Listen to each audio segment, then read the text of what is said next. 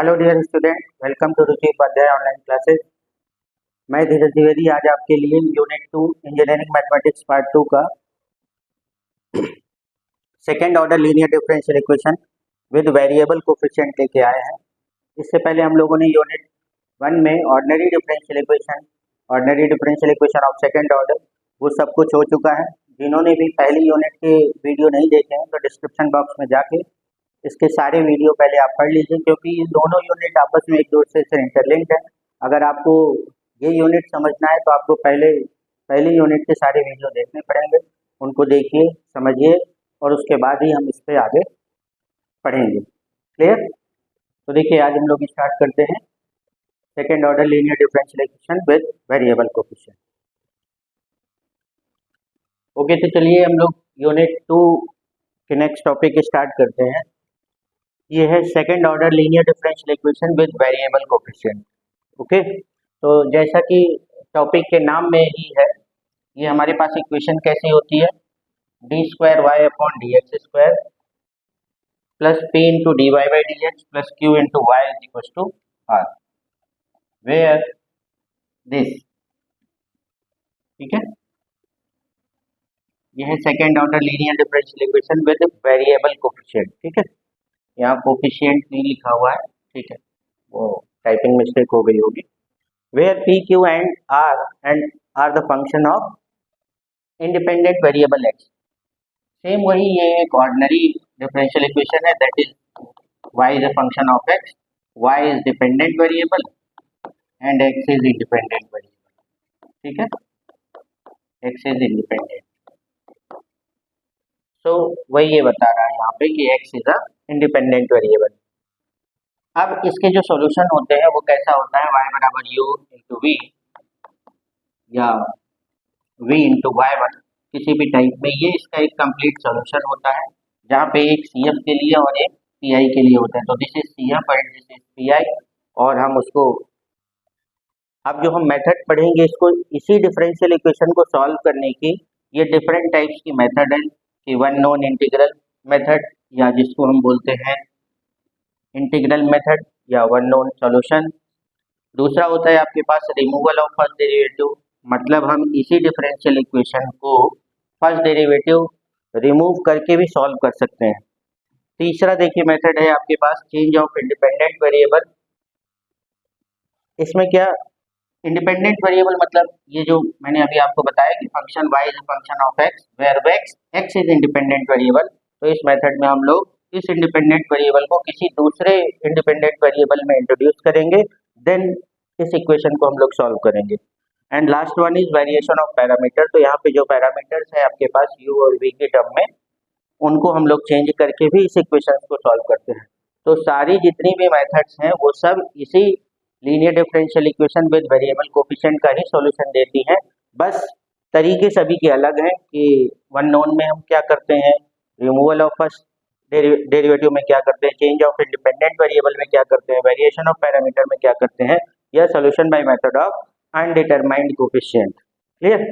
जैसे इनको कुछ अलग नामों से भी जानते हैं, जैसे ये removal of first derivative, removal of first derivative को हम एक चीज और बोलते हैं क्या, कि change of dependent variable, change of dependent variable. Okay, तो कभी अगर इस नाम से भी आता है तो हमें ये समझना है कि हमें इसी मेथड का यूज करना है, वहां से फर्स्ट डेरिवेटिव के टर्म को रिमूव करना है। क्लियर? चलिए अब इन्हीं मेथड्स को हम लोग वन बाय वन, ये इसके सॉल्यूशंस हैं। सॉल्यूशंस के लिए जो मेथड हम अप्लाई करेंगे, ये चारों मेथड्स लिखी हुई हैं, वैसे आपके इसमें यहाँ तक ही है वेरिएशन ऑफ पैरामीटर। क्लियर? तो इन चारों मेथड्स के थ्रू हम इस डिफरेंशियल इक्वेशन का सॉल्यूशन, इसका सॉल्यूशन y बराबर v इंटू y1, या कई जगह आपको y बराबर u इंटू वी के टर्म में भी दिया होता है, बोथ आर इक्वल। कभी हम u को u ही लिखते हैं, कभी हम u को y1 को टप कर देते हैं, तो डिफरेंट बुक्स में डिफरेंट टाइप से दिया हुआ है, बट मीनिंग दोनों का एक ही है। तो इन चारों मेथड से इस डिफरेंशियल इक्वेशन का हम लोग सॉल्यूशन पता करेंगे। क्लियर? कैसे करते हैं वो हम लोग आगे देखते हैं। तो देखिए कैसे करते हैं, सपोज हम लोग ये जो मेथड पढ़ रहे हैं this is one non integral method. One non integral का मतलब है कि जो इसका कंप्लीट सॉल्यूशन होता है y बराबर v इंटू वाई वन, ये हमेशा आपके पास क्या होगा, इसमें से एक इंटीग्रल, जैसे एक इंटीग्रल ये y1 इज गिवन, मतलब एक इंटीग्रल आपको दिया होगा, इसीलिए इसका नाम है वन नॉन सॉल्यूशन या वन नॉन इंटीग्रल मेथड। ठीक है, नॉन मतलब हमें पता होगा, हमें पता होने का मतलब दो तरीके हैं, या तो आपको क्वेश्चन में वो चीज दी हुई होगी कि this is the one solution या this is the one integral of the differential equation, तो अब तब तो हमारे पास जो इंटीग्रल है वो y1 की वैल्यू हो जाएगी। और अगर नहीं दिया हुआ है इनके, आपको सिर्फ बोला है कि वन नॉन इंटीग्रल मेथड से आप इस डिफरेंशियल इक्वेशन के सॉल्यूशन को फाइंड आउट करिए, तब हमको क्या करना है कि कुछ इंस्ट्रक्शन मेथड्स लगेंगे, उन इंस्पेक्शन मेथड्स के थ्रू हम लोग फाइंड आउट करेंगे कि किस डिफरेंशियल इक्वेशन का कौन सा इंटीग्रल होगा। ठीक है, वो हम लोग आगे पढ़ेंगे।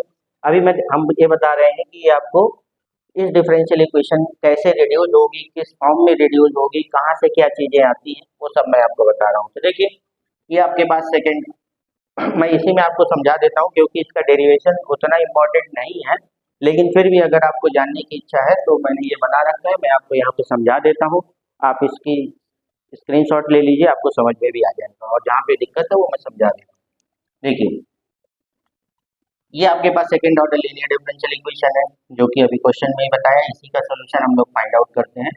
y बराबर y1 be the integral of complete function of the equation one, this is equation number one. ठीक है, तो हमने क्या किया y1 यहाँ पे उठा के पुटअप कर दिया, d square y one upon d x square plus p into d y one upon d x plus q into y one is equal to zero. ये इसका कंप्लीट सोल्यूशन लिखा हुआ है y बराबर बी इंटू वाई वन, जो कि मैंने वहाँ लिख रखा है। क्लियर, अब इसको आप एक बार डिफरेंशिएट करोगे, जैसे y बराबर ये v इंटू वाई वन है, अगर आप इसको डिफरेंशिएट करोगे तो d y by d x is equal to क्या आएगा, v into d y one upon d x plus y one into d v by d x. Clear, यहाँ पे ये यही लिखा हुआ है, ये देखिए। ठीक है, इसी को एक बार और डिफरेंशिएट करोगे, क्यों, क्योंकि मेरे यहाँ पे सेकेंड ऑर्डर डिफरेंशियल इक्वेशन है, तो मुझे d y by d x की भी वैल्यू चाहिए। y तो हमने कंप्लीट सॉल्यूशन में सपोज किया हुआ है, मान लिया है कि y बराबर v इंटू वाई वन है, यहाँ से हमने d y by d x को फाइंड आउट किया, और यहीं से हमने इसका सेकेंड डेरिवेटिव भी आप फाइंड आउट कर सकते हैं, कर लीजिएगा। वैसे तो ये लिखा हुआ है, सेकेंड ऑर्डर ही करना है आपको, एक बार और डिफरेंशिएट करना है। अब प्रोडक्ट रूल एक बार यहाँ पे लग जाएगा और एक बार प्रोडक्ट रूल यहाँ पे लगेगा, जो आएगा वो ये यहाँ लिखा हुआ है सारी चीजें, d square y v into d square y one. आप ये देखिए यहाँ पे प्रोडक्ट रूल लगाएंगे, v को एज इट इज लिखा, d y one upon d x को डिफरेंशिएट किया तो d square y one upon d x square plus d y one upon d x को एज इट इज लिखा, v को x के respect में करेंगे तो d v by d x. यहाँ आते हैं तो d v by d x को एज इट इज लिखा, वाई वन को डिफरेंशिएट किया तो d y one upon d x हुआ, प्लस वाई वन को एज इट इज लिखा और d v by d x को x के रिस्पेक्ट में करोगे तो d square v upon d x square. ये दोनों टर्म सेम लिखे हुए तो ऐड होगी, दो हो गए। अब substituting these value in the equation one, अब इन सभी की वैल्यू किसकी, d y by d x की value, d square y upon d x square की value and y is equal to v into y one, इन तीनों की वैल्यू उठा के आपकी जो मेन इक्वेशन नंबर टू है जहाँ पे हमने रिड्यूस किया था, यहाँ पे उठा के रख देंगे हम। ठीक है, ये वही बोल रहा है इक्वेशन नंबर वन, यहाँ पे रख दीजिए। तो इन सबको ये देखिए यहाँ पे रखा हुआ है, रखने के बाद सबको सबकी जगह पे पुटअप कर दिया, जहाँ जहाँ पे y1 था वहाँ v इंटू वाई वन हो गया, जहाँ पे आपका d y by d x था वहाँ ये टर्म आ गया, और जहाँ d square y upon d x square था वहाँ पे इस टर्म को रिड्यूस कर दिया।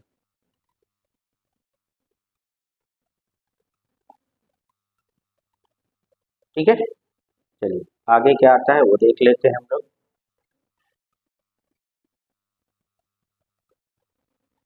ये देखिए वहाँ से रखने के बाद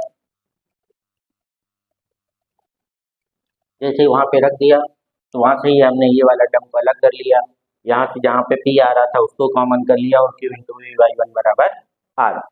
अब यहाँ पे जहाँ जहाँ पे v का टर्म है, जैसे ये यहाँ पे दिख रहा होगा आपको, ये v इंटू डी स्क्वायर है, ये मैंने v कॉमन लिया, इस टर्म से v को कॉमन लिया, यहाँ से v को कॉमन ले लिया और यहाँ से v को कॉमन ले लिया। तो देखो v तीनों से कॉमन है, यहाँ से d square y one upon d x square, यहाँ से p into d y one upon d x ये लिखा हुआ है, और यहाँ से v को कॉमन लिया तो q इंटू वाई वन ये लिखा हुआ है। और y1 का जो टर्म है, y1 का एक टर्म आपके पास, देखिए मैं कलर चेंज कर देता हूँ, y1 का एक फंक्शन ये लिखा हुआ है y1 into d square v upon d x square, और यहाँ पे d v by d x into y1। ये देखिए y1 को यहाँ पे कॉमन लिया, ये दोनों टर्म ये आ गई आपके पास, और ये उसके बाद बची कौन सी, ये वाली टर्म, उसको ये लिखा हुआ है, और इज इक्वल टू ये आर लिखा हुआ है। सारा टर्म उसको सिस्टमेटिक हमने अरेंज कर लिया। अब देखिए ये वाला टर्म जो है d square v y one upon d x square, ये हमने पहले ही बताया था कि अगर ये है और इसका एक सोल्यूशन y बराबर वाई वन है, तो हमने बताया था क्या कि अगर ये इसका सी एफ है तो d square y one upon d x square plus p into d y one upon d x plus q into y one, ये बराबर क्या हो जाता है जीरो, जहाँ से हम सी एफ लगाते हैं। तो ये वही टर्म आपके पास आ गई, तो हमने इसको डायरेक्टली उठा के क्या रख दिया, जीरो फ्रॉम दिस। आप पिछली वाली स्लाइड में देखिएगा लिखा हुआ है। फिर y1 एज इट इज लिखा, और ये वाला टर्म एज इट इज लिखा है, इस टर्म को भी एज इट इज लिखा, ये r को भी एज इट इज लिखा। अब देखिए y1 ये पूरा टर्म वैसे ही है, और y1 is equal y1 into d square v upon d x square plus p into d y by d x, same as it is हमने दो को यूज करते हुए यहाँ पे लिख दिया। ठीक, अब देखिए इसको थोड़ा सा सॉल्व करो, तो y1 को सभी में डिवाइड कर दो, क्योंकि यहाँ से या इसका जो सेकंड ऑर्डर है इसका कोफिशिएंट क्या होना चाहिए, हमेशा यूनिट होना चाहिए, मतलब 1 होना चाहिए, इसके साथ कुछ भी मल्टीप्लाई में नहीं होना चाहिए। तो यहाँ पे y1 मल्टीप्लाई में आ रहा है, तो हम y1 को पूरे में क्या कर देंगे, डिवाइड कर देंगे। तो ये आपके पास क्या हो जाएगा, d square v upon d x square, ये एज इट इज लिखा है, p into d v by d x ये एज इट इज लिखा हुआ है। यहाँ से y1 हटाएंगे तो ये यहाँ डिवाइड में आ जाएगा, 2 अपॉन y1 ये लिखा हुआ है बाकी का टर्म, और उधर राइट हैंड साइड में भी r अपॉन y1 हो जाएगा। अब इस टर्म को यहाँ से जो भी कॉमन आ रहा है उसको हम क्या कर देंगे, कॉमन ले लेंगे। यहाँ से d v by d x common आ रहा है, आप इसको अगर थोड़ा सा अरेंज करेंगे तो ये कैसा आता है, डी अगली स्लाइड में होगा d square v upon d x square plus यहाँ से क्या कॉमन आ रहा है, देखिए यहाँ भी d v by d x है और यहाँ भी d v by d x है, इसको कॉमन ले लीजिए तो क्या आएगा, p plus 2 upon y one into d y one upon d x into d v by d x is equal to क्या, आर बाय वाई वन।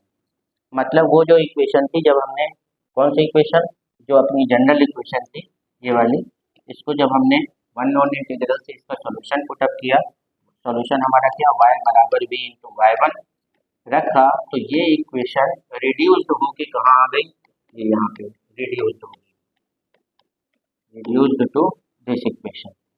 ठीक है, ये इसमें रिड्यूस हो जाएगी। तो हमको ये सब पूरा डेरिवेशन हर क्वेश्चन में करने की जरूरत नहीं है, आप डायरेक्टली बताएंगे कि this is the question, question से अभी मैं इसका वर्किंग रूल भी आपको बता दूंगा।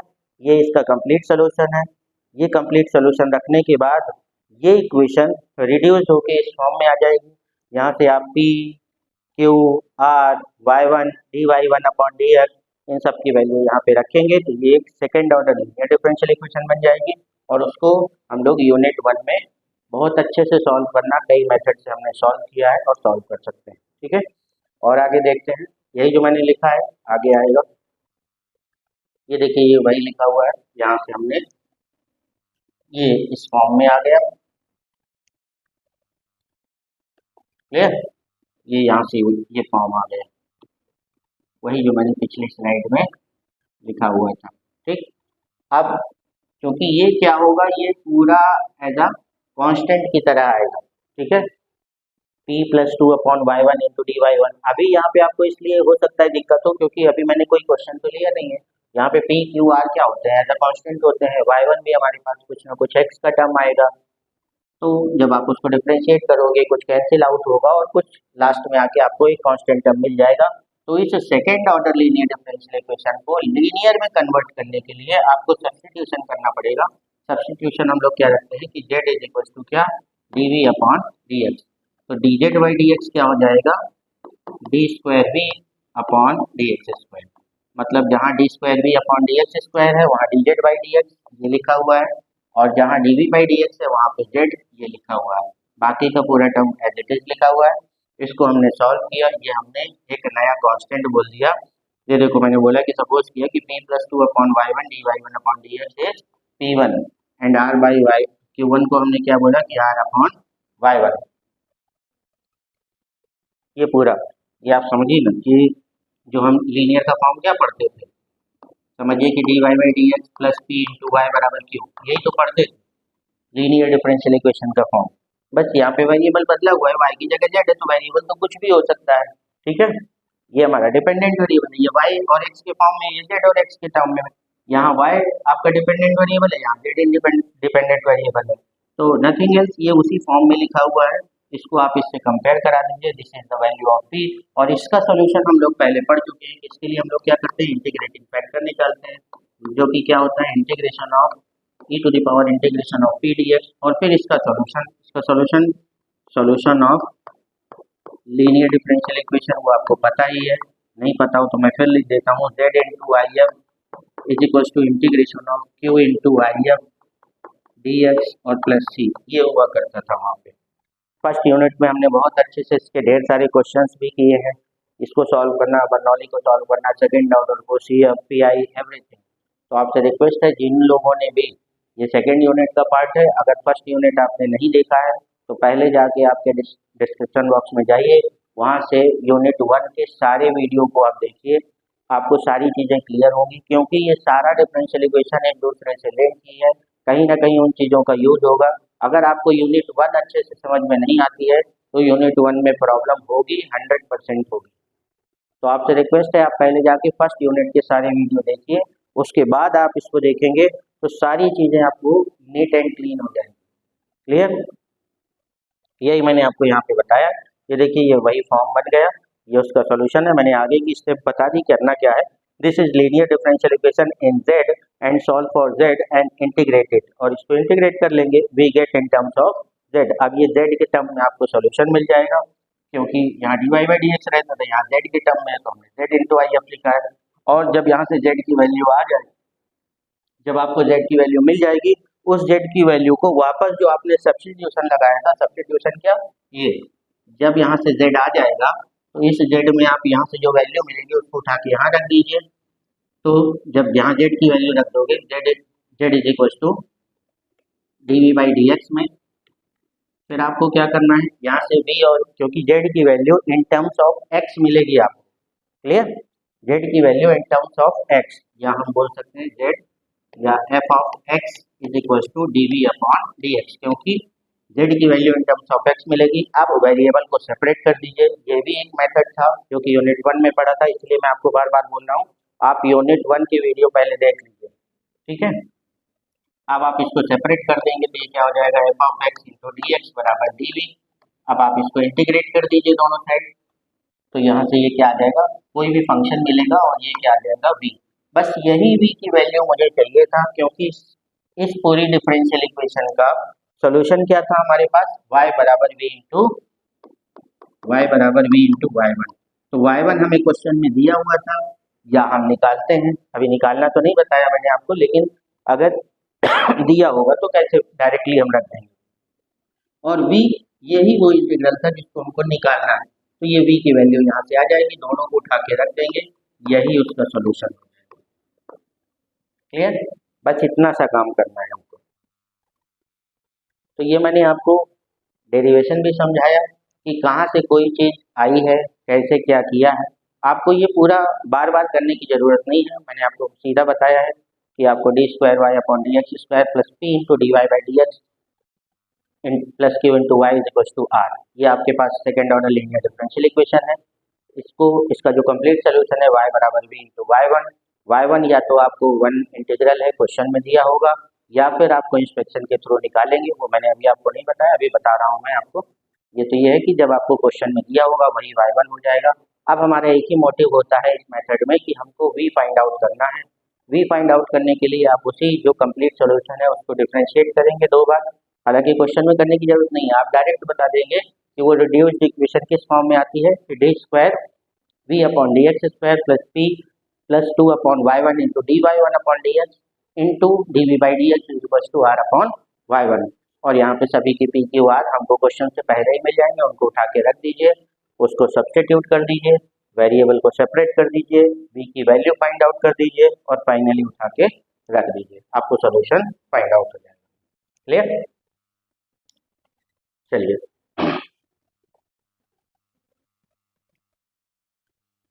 ये देखिए ये लिखा भी हुआ है। अब हम आते हैं कि ये तो हमको अगर गिवन था तब, अब हम to find the integral of C F by inspection. अब आपको इंस्पेक्शन, अगर आपको क्वेश्चन में इनकेस नहीं दिया हुआ है कि इसका इंटीग्रल क्या है, तो हम इंस्पेक्शन के थ्रू निकालेंगे। वो इंस्पेक्शन हमारा क्या बोलता है कि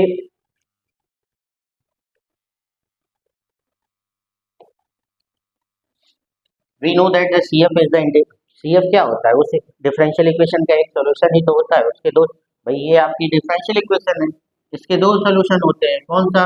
एक जो लेफ्ट हैंड साइड से आप निकालते हो उसको सी एफ बोलते हैं, जो राइट हैंड साइड से निकालते हो उसको पी आई बोलते हैं। तो ये दोनों सोल्यूशन है, एक सोल्यूशन सी एफ होता है, एक सोल्यूशन पी आई होता है। ठीक है, ये वही बोल रहा है, we know that the C F is the general solution, उसका जनरल सोल्यूशन। अब ये जो हमको एक वन इंटीग्रल है जैसे हमको फाइंड आउट करना है, तो हम क्या है, ये पार्ट ऑफ सी एफ ही होगा, सी एफ का एक पार्ट के टर्म में हमको फाइंड आउट होगा। अगर ये जो हमारा सोल्यूशन है y बराबर e to the power mx होगा, कब? Is a part of C F, किसका? इस इक्वेशन का पार्ट ऑफ सी एफ होगा अगर, अगर आपके पास वो कंडीशन कहाँ है,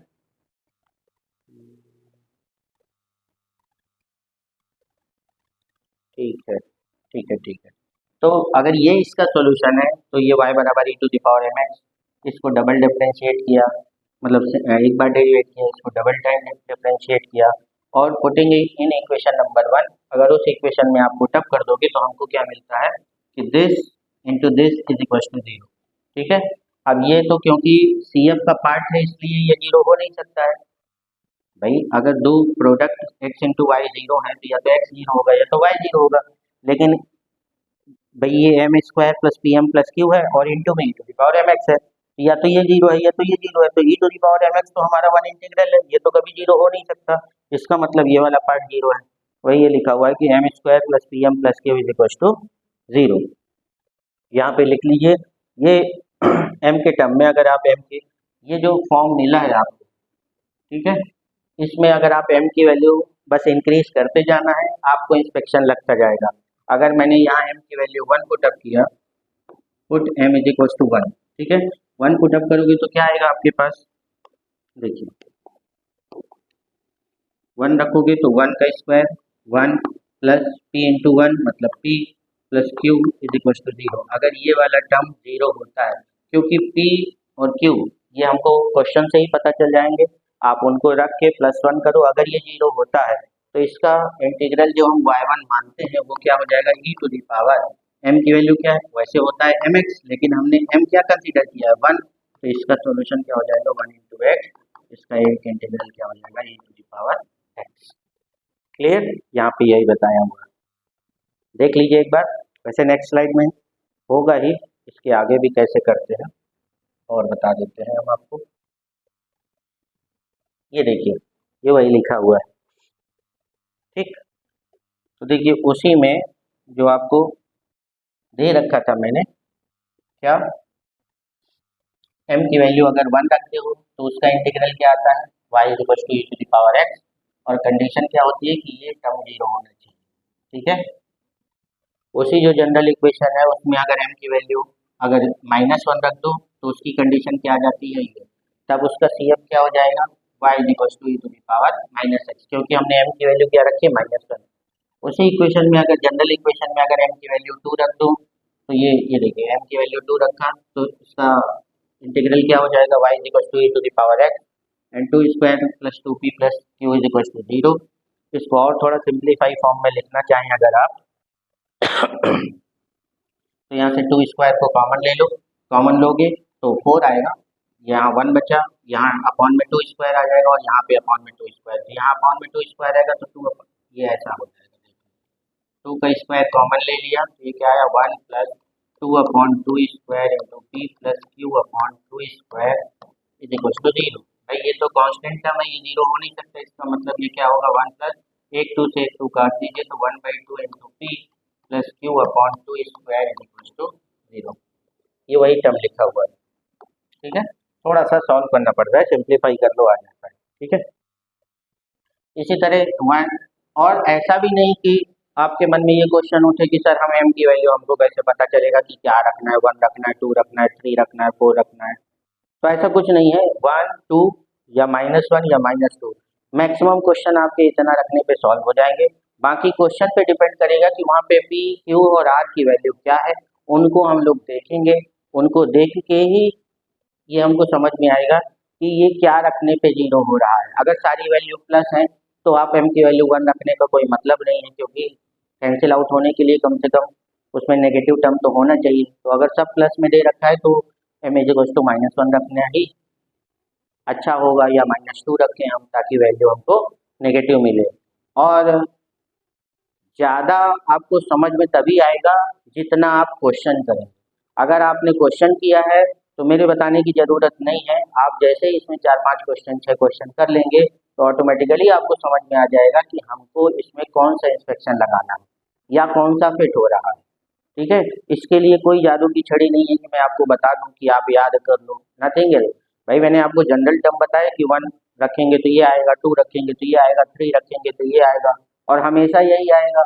या मैं आपको दो ही बता दूं तो ऐसा नहीं है, मैंने आपको दो नहीं बताए हैं, मैंने आपको जनरल टर्म बता दिया है। उसके कितने भी इंस्पेक्शन हो सकते हैं, लेकिन वो हमें हमेशा जो सोल्यूशन होगा वो हमेशा e to the power m x के फॉर्म में रहेगा। आप एम की वैल्यू आप जो भी रखते हैं वहाँ पे भी एम की वैल्यू रख दीजिए। वन रख रहे हो तो e to the power x हो जाएगा, -1 रख रहे हो तो e to the power -x हो जाएगा, टू रख रहे हो तो e to the power 2x हो जाएगा। ऐसे ही आप कितने भी इनफाइनाइट नंबर्स उसमें रख सकते हैं, और एम के जब आप इनफाइनाइट वैल्यू रख सकते हैं तो आपको उसके सोल्यूशन भी इनफाइनाइट मिल जाएंगे। क्लियर? तो ये यहाँ तक का पार्ट था। दूसरा हमको एक और इंस्पेक्शन होता है कि y is equal to x to the power m। इसका भी एक जनरल टर्म ये आपको याद रखना। ठीक है, ये इसका जनरल टर्म है। आया कैसे है मैंने वो बताया है, ये भी नहीं कि मैंने आपको जनरल टर्म लिखवा दिया अब आप इसको याद कर लो, जी नहीं। आप ये देखिए y is equal to x to the power m है, इसको एक बार डिफरेंशिएट किया dy बाई डी एक्स, दूसरी बार डिफरेंशिएट किया d square y upon d x square. D square की वैल्यू, डी की वैल्यू और वाई की वैल्यू तीनों को उठा के जो लीनियर डिफरेंशियल इक्वेशन है वहां रख दीजिए, उसको प्रॉपरली अरेंज करेंगे तो ये टर्म ऑटोमेटिकली बन जाएगा, है ना। और इस जनरल टर्म से आप फिर से वही m की वैल्यू अगर 1 रखते हो तो आपको मिलेगा, m की वैल्यू 2 रखोगे तो दूसरा इंस्पेक्शन मिलेगा, 3 रखोगे तीसरा इंस्पेक्शन, -1 रख दोगे तो एक और नया इंस्पेक्शन, इस तरह से आपको मिलता जाएगा। यही मैंने आपको बताया है। क्लियर? ये रखने के बाद ये आप याद कर लीजिएगा। ठीक है, ये देखिए मैक्सिमम टाइम, ये मैंने आपको तीसरा पार्ट बताया है कि उसी जनरल टर्म में अगर आप m की वैल्यू 1 रखते हो तो आपको क्या मिलेगा, तो आपको क्या मिलेगा, ये p plus q into x. अगर ये जीरो होता है तो उसका जो 1 CF होगा वो क्या होगा, y1 is equal to x. या फिर 2 प्लस, अगर आप m की वैल्यू 2 रखोगे, ये कब आता है जब m की वैल्यू 1 आती है, 1 रखते हो आप तो जनरल टर्म में आप m की वैल्यू 1 रखोगे तो ये मिलेगा, तो उसका सोल्यूशन क्या होगा, y1 बराबर है m की वैल्यू 2 रखते हो जनरल में तो 2 plus 2px plus 2qx square is equal to 0, then y1 is equal to x square. ऐसे ही आप, मैंने तो 2 तक के लिए बताया है, आप इसमें 3 भी रख के निकाल सकते हो, 4 भी रख के, -1 -2 कितना भी निकाल सकते हो, वो सब इसके इंटीग्रल होंगे, लेकिन होंगे हमेशा x to the power m के फॉर्म में। अगर आपने m की वैल्यू 1 रखा तो x हो जाएगा, y1 बराबर x हो जाएगा। m की वैल्यू 2 रखा तो ये एक्स स्क्वायर हो जाएगा। m की वैल्यू -1 रखा तो x की पावर -1 हो जाएगा।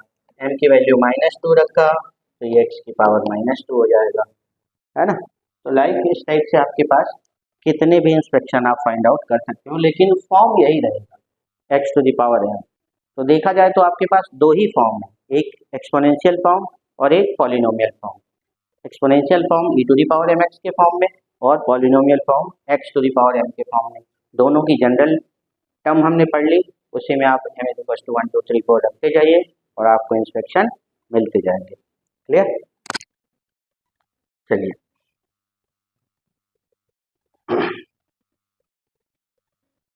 वर्किंग रूल देख लीजिए। वर्किंग रूल क्या कहता है आपको, जो जो अभी तक मैंने बताया है वो एक प्रॉपर फॉर्मेट में है कि right the differential equation in standard form. Standard form हमको क्या बोलता है, स्टैंडर्ड फॉर्म का मतलब ये जो इस टाइप से इक्वेशन दी होगी, हो सकता है यहाँ इसकी मल्टीप्लाई में कुछ लिखा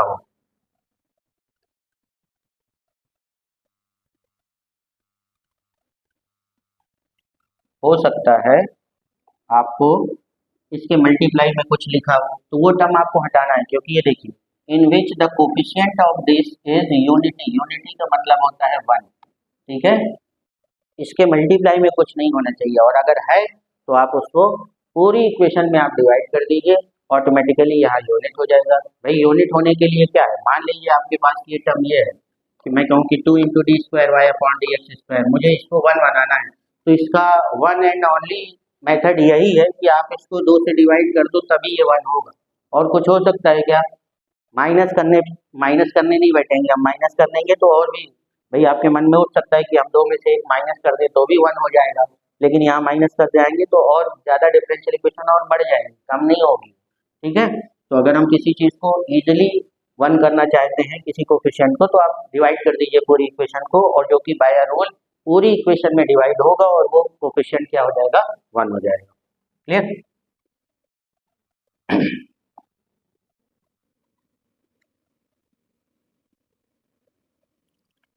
देन जब वो स्टैंडर्ड, सबसे पहला काम है स्टैंडर्ड में बदलना। स्टैंडर्ड में पहले कन्वर्ट करेंगे, उसके बाद आप find the complementary part of C F. C F का पार्ट अगर क्वेश्चन में दिया हुआ है तो वेल एंड गुड, बहुत अच्छी बात है, वही आपका y1 हो जाएगा।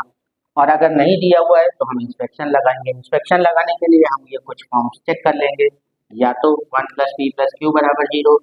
वो तो क्वेश्चन को जब देखेंगे कि p क्या है q क्या है तो अपने आप ऑटोमेटिकली दिख जाएगा हमको, या 1 - p q करने पे हो रहा है, अगर ये करने पे 0 हो रहा है तो ये तो y1 e⁻x हो जाएगा, ये करने पे हो रहा है तो ये y1 e⁻−x हो जाएगा, अगर p + q × x करने से हो रहा है तो y1 = x हो जाएगा, ठीक है। सो कंसीडर द सॉल्यूशन, ये इसका कंप्लीट सॉल्यूशन होता है y = v × y1, where v is the function of x and v जो होगा वो हमेशा x का कोई फंक्शन आएगा। आप dy/dx और इनको आप z के टर्म में, जैसा कि मैंने बताया था, ये इन सब की वैल्यू उठा के यहाँ रखते हो, इसमें ये इक्वेशन ये यहाँ रखोगे dy/dx d²y/dx², तो ये इक्वेशन किसमें रिड्यूस हो जाती है, मैंने पहले अभी पूरा डेरिवेशन कराया है, वही देखो मैं बार बार लिखता हूँ, ऐसे ही आप भी बार बार लिखोगे तो आपको भी याद हो जाएगा, और उसके लिए क्वेश्चन करने की जरूरत है। आप जितने मल्टीपल क्वेश्चन करेंगे आपको ऑटोमेटिकली सारी चीजें याद हो जाएंगी, ठीक है, लेकिन क्वेश्चन तो करना पड़ेगा, ऐसे बैठ के याद करेंगे तो कभी नहीं याद होगा। एक बार पूरा डेरिवेशन कर लीजिए, d²v/dx² प्लस फिर क्या होता है p + 2/y1 × dy1/dx इंटू में क्या dv/dx = r/y1, ये इसमें रिड्यूस हो जाती है, ये वही टर्म लिखा हुआ है, ये देखिए यहाँ नीचे, ठीक है। चलिए आगे बढ़ते हैं। उसके बाद क्या करना है आपको, फिर एक नया, क्योंकि हमारे पास जो सेकेंड ऑर्डर डिफरेंशियल इक्वेशन मिलेगी, क्योंकि हमको इक्वेशन क्या मिली, ये मिली d²v/dx² plus p + 2/y1 dy1/dx into dv/dx = r/y1, ये मिला हमको। अब ये क्या है, सेकेंड ऑर्डर में, सेकेंड ऑर्डर को वन ऑर्डर में या लीनियर फॉर्म में बदलने के लिए हम इसका सब्स्टिट्यूशन रखते हैं, चाहे z के टर्म में रख लीजिए चाहे t के टर्म में लिख लीजिए, उससे कोई फर्क नहीं पड़ता, वेरिएबल ही हमको लेके आना है। मान लीजिए मैंने z रखा तो z को मैंने क्या रखा dv/dx, इसको एक बार और डिफरेंशिएट कीजिए तो dz/dx क्या हो जाएगा आपके पास d²v/dx², और इसको रिड्यूस करेंगे तो ये कैसा हो जाएगा dz/dx प्लस ये प्लस, और ये पूरा एक कांस्टेंट होगा इंटू में z = r/y1, ये एक लीनियर के फॉर्म में आ जाएगा। यहाँ से फिर से आप इसको लीनियर का फॉर्म जो होता है क्या dz/dx plus p × z = q, इसका IF निकाल लीजिए और इसका सॉल्यूशन फाइंड आउट कर लीजिए। z का टर्म आएगा, z को उठा के यहाँ पुटअप कर देंगे, वेरिएबल को सेपरेट कर लीजिए, v निकाल लीजिए और v को उठा के जो सॉल्यूशन होता है y = v × y1 यहाँ रख दीजिए, यही आंसर होगा। यही वर्किंग रूल में आपको बताया हुआ है। solve the usual manner. If r is equals to 0, then the variable t and x will separable. ठीक है, आप इसको सेपरेट करके डायरेक्टली सॉल्व कर सकते हैं. कब? अगर ये r की वैल्यू 0 है तो भाई इधर कुछ मिलेगा नहीं आपको. जब इधर कुछ नहीं मिलेगा, r की वैल्यू 0 होगी, तो उसका पी फाइंड आउट होगा नहीं. तो नॉर्मली आप उसको सेपरेट करके सॉल्व कर सकते हैं, वो और भी आसान होगा. And replace t by d v by d x. जैसे हमने d v by d x माना था जेड को, तो चाहे जेड को आप कोई सा भी वेरिएबल ले सकते हो, टी को रिप्लेस कर देंगे v and x and integrate and get v आपको मिल जाएगा. एंड ये जो y बराबर वी इंटू वाई वन है forms as a complete solution. तो ये पूरा वर्किंग प्रोसीजर है उसका. आप इसको एक बार और बैठ के देखिएगा कि क्या क्या चीज़ें हैं. एक बार स्टेप्स को समझिएगा, क्या क्या करना है, कहाँ से कौन सी इक्वेशन रिड्यूस हो जाती है, कौन सा कंप्लीट सॉल्यूशन है, क्या इंस्पेक्शन है, क्या उसका जनरल फॉर्म है. सारी चीज़ें एक बार देखेंगे, आपको सारी चीज़ें क्लियर हो जाएंगी. सब कुछ स्लाइड में था, मैंने सिर्फ आपको समझाया है. ठीक है, चलिए चलिए अब ये क्वेश्चन है, तो आप एक बार नोट कीजिए. 2 मिनट से पढ़ा रहा हूँ.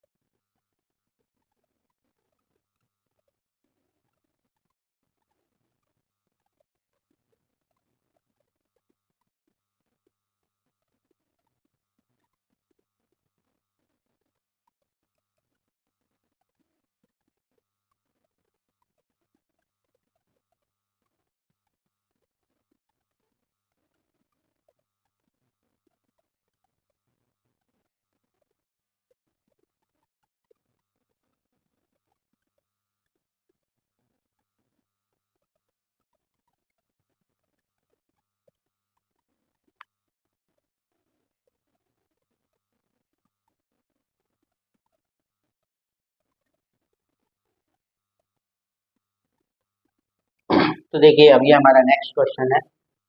क्वेश्चन क्या है? ये आपका सेकेंड ऑर्डर डिफरेंशियल इक्वेशन दे रखा है. ठीक है, गिवन दैट है आपको कि y is equal to x plus one by x is one integral. यहाँ पे आपको इंस्पेक्शन लगाने की जरूरत नहीं है, क्योंकि इसमें साफ साफ इसने बोल दिया कि इसका इस इक्वेशन का एक सोल्यूशन जो कि पार्ट ऑफ सी एफ है, वो क्या है? X plus one by x है. इसको बोलते हैं वन नोन इंटीग्रल या गिवन इंटीग्रल के फॉर्म से. तो ये यहाँ पे आपको इंस्पेक्शन लगाने की जरूरत. अगर आपको क्वेश्चन में डायरेक्टली बोल रखा है, उसने दिया हुआ है कि ये इसका सॉल्यूशन है या ये इसका इंटीग्रल है, ये या इसका पार्ट ऑफ सी एफ है, so that is the value of y one. वही वाई वन की वैल्यू होगी. आप रिड्यूस्ड फॉर्म से उसको कर सकते हैं. तो इस क्वेश्चन को मैं दोबारा लिखूंगा, क्योंकि यहाँ पे स्पेस क्वेश्चन थोड़ा सा लेंदी होता है, तो मैं ये आपको दोबारा से लिख के फॉर्म में बता रहा हूँ. देखिए मैं क्वेश्चन लिखूंगा. क्वेश्चन क्या है आपके पास?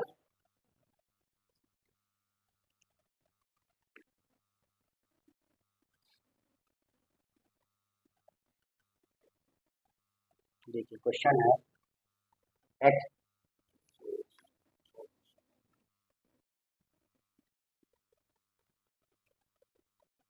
X square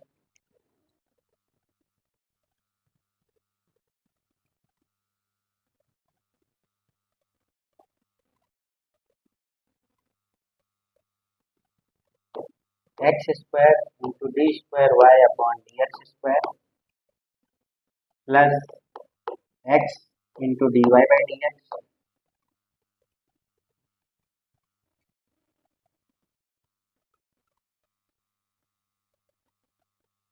minus y is equal to 0. ये टर्म दे रखा है. क्लियर? और इसका जो सॉल्यूशन दे रखा है वन इंटीग्रल गिवन इंटीग्रल क्या दे रखा है? X plus one by x. ये दे रखा है. क्लियर? इसको हमको सॉल्व करना है. फिजिबल तो है ना? या थोड़ा पेन को और पिक कर.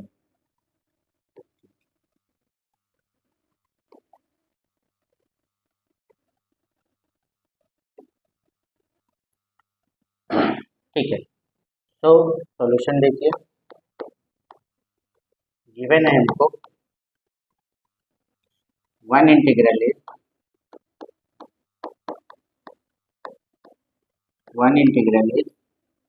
x plus 1 by, so y1 is equal to क्या हो गया x plus 1 by, ठीक है।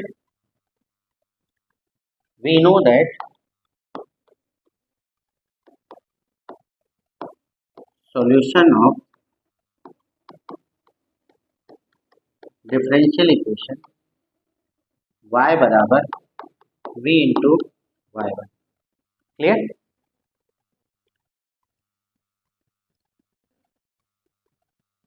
So this is the equation number 1, clear, where equation, ध्यान से देखिएगा, equation 1 reduced in the form, मैंने आपको बताया था कि बार बार डेरिवेशन करने की जरूरत नहीं है, केवल आप रिड्यूस्ड फॉर्म को याद रखिए।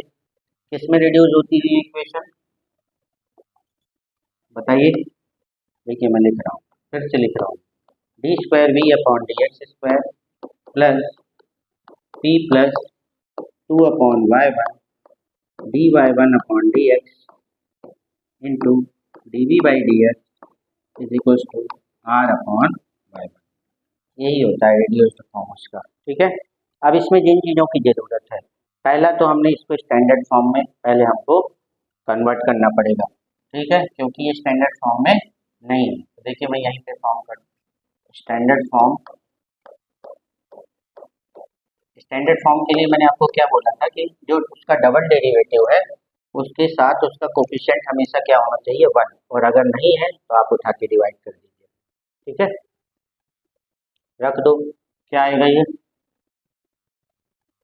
डिवाइड करेंगे तो d square y upon d x square plus x upon x square minus y upon x square is equal to क्या 0, ठीक।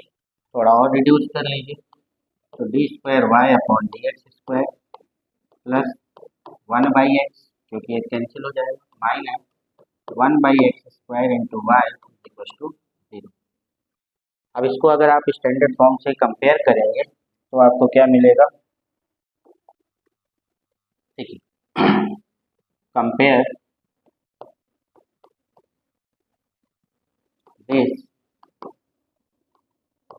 From d square y upon d x square plus p into d y by d x plus q into y बराबर r, ठीक है। Compare करेंगे इसको तो P is equal to क्या आ जाएगा आपके पास, P इज इक्वल टू क्या आएगा, P is equal to 1 by x, एक मिनट, यहाँ पे d y by d x नहीं लिखा मैंने, एक मिनट, जस्ट अ मिनट, मुझे यहाँ मैंने d y by d x नहीं लिखा है, इसको आप लिख दीजिए d y upon d x, ठीक है। तो P इज इक्वल टू क्या आएगा 1 बाई एक्स, Q को कंपेयर करोगे तो Q इज इक्वल टू क्या आया माइनस में 1 बाई एक्स स्क्वायर, और R इज इक्वल टू क्या हो जाएगा, राइट हैंड साइड में क्या दे रखा है 0, ये P Q R सभी की वैल्यू मुझे फाइंड आउट हो गई। अब वही वैल्यूज आपको यहाँ पे, और y1 ये दे रखा है, क्वेश्चन में ये दे रखा था कि y1 इज इक्वल टू क्या है x square x plus 1 by x square. Now given क्या है आपको कि y1 इज इक्वल टू क्या है x plus 1 by x, clear. तो d y one upon d x क्या हो जाएगा, एक्स के रिस्पेक्ट में एक्स का डिफरेंशिएशन 1, और 1 बाई एक्स को डिफरेंशिएट करोगे तो माइनस में 1 by x square, so 1 minus 1 by x square, clear. ये डी वाई वन आ गया आपके पास।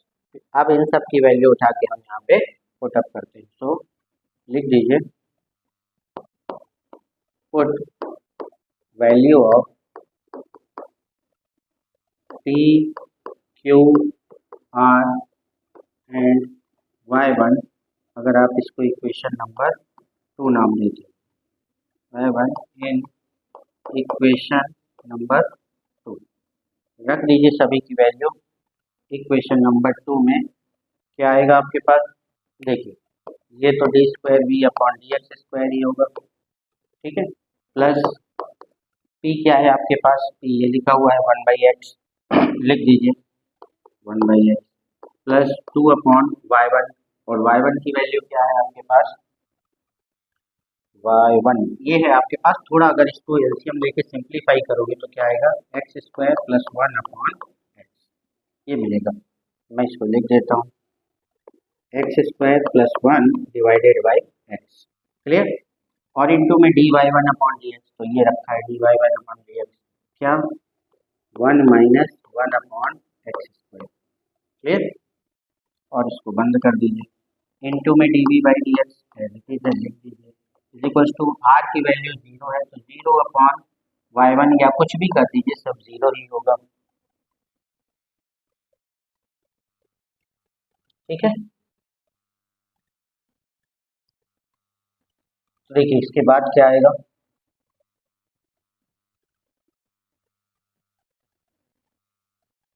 कहाँ से रिड्यूस होगी ये इक्वेशन, उसको देखिए क्या आ जाएगा, ये d square v upon d x square plus 1/x, ये एक्स ऊपर आ जाएगा तो this will be 2x upon x square plus 1, and this is, अगर यहाँ एलसीएम लेते हो तो this is x square minus 1 upon x square, clear.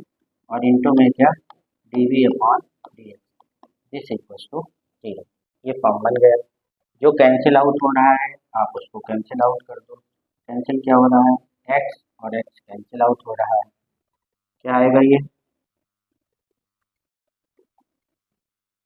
क्या आ जाएगा, d square v upon d x square plus, इसको थोड़ा सा और सिंप्लीफाई कर लो तो क्या बचा, ये 1/x प्लस 2 into x square minus 1 upon x into x square plus 1, ठीक है।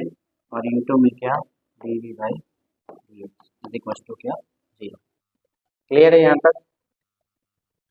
नाउ अब देखिए d square v upon d x square plus, इसको आप यहाँ पे एलसीएम लेंगे तो एलसीएम पूरा आ जाएगा क्या, x into x square plus 1, इसको आप यहाँ से एक्स एक्स कैंसिल हो जाएगा, क्या आएगा एक्स स्क्वायर प्लस 1 प्लस यहाँ 2 का मल्टीप्लाई होगा तो this will be 2x square minus 2, तो बंद कर दीजिए, into d v by d x is equal to क्या, 0, ठीक है।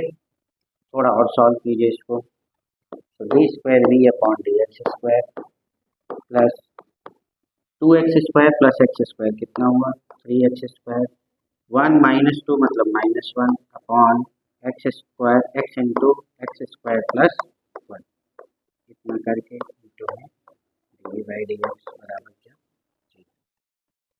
ठीक। अब आप पुट कर दीजिए, क्या पुट अप करेंगे आप,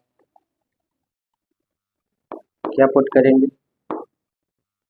इसको सिंगल डेरिवेटिव में बदलेंगे तो put z is equal to क्या, d v upon d x, तो d z upon d x आपको क्या मिलेगा, d square v upon d x, ठीक। ये समझिए ये मिली आपको इक्वेशन नंबर 3, ठीक। Put the value of z and D z by d x in equation number 3, देखिए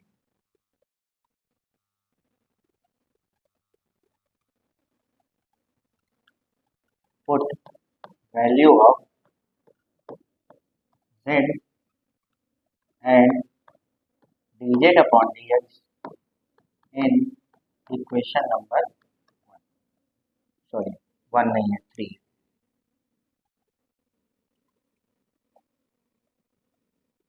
क्या आ जाएगा,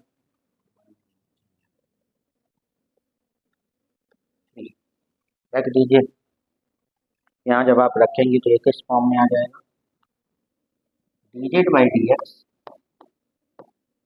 प्लस क्या आया, 3x square minus 1 upon x into x square plus 1, और ये इंटू में क्या आ गया z इज इक्वल टू क्या 0। ठीक है, ये x है। ठीक है, this is the standard form of linear differential equation. This is standard form of LDE। क्या होता है? dy by dx plus p into y equal to q. ठीक, सो कंपेयर इट, इसको आप कंपेयर करेंगे, इसको इक्वेशन नंबर 4 नाम दे दो।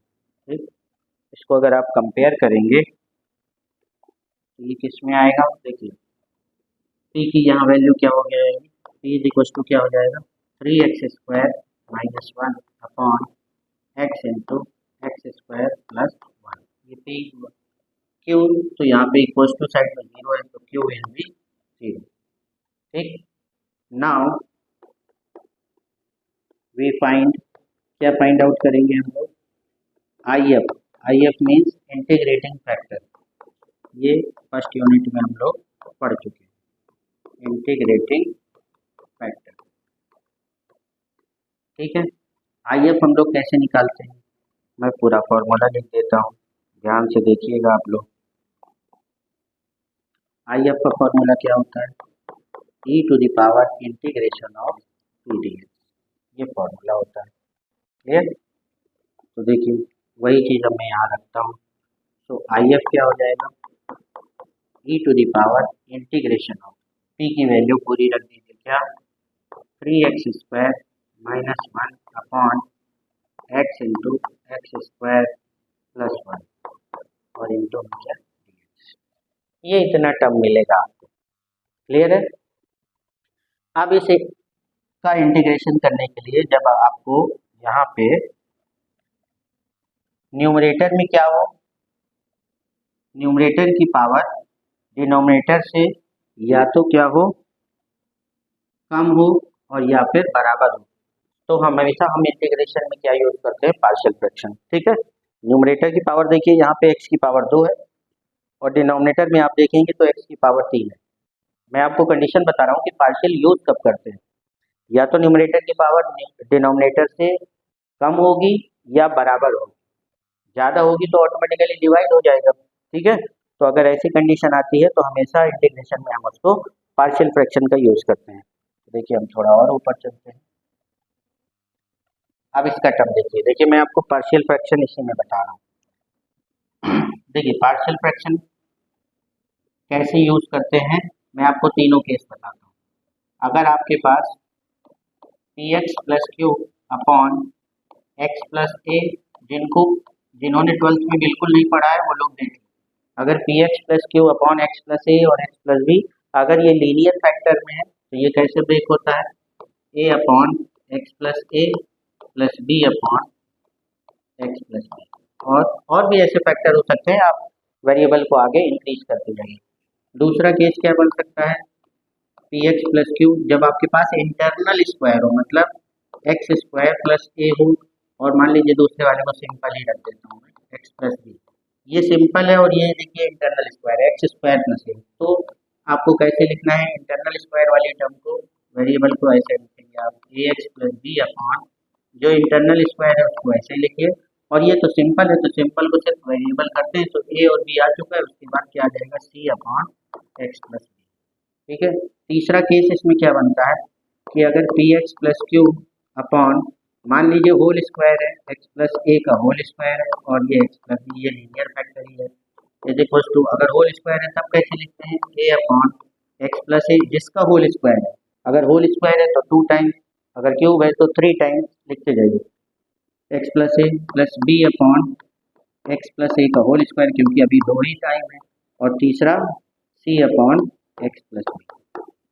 ये ऐसे आपके पास 3 फॉर्म बन जाते हैं।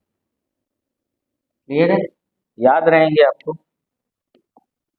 ये पूरे उसमें काम आएंगे आप। ठीक,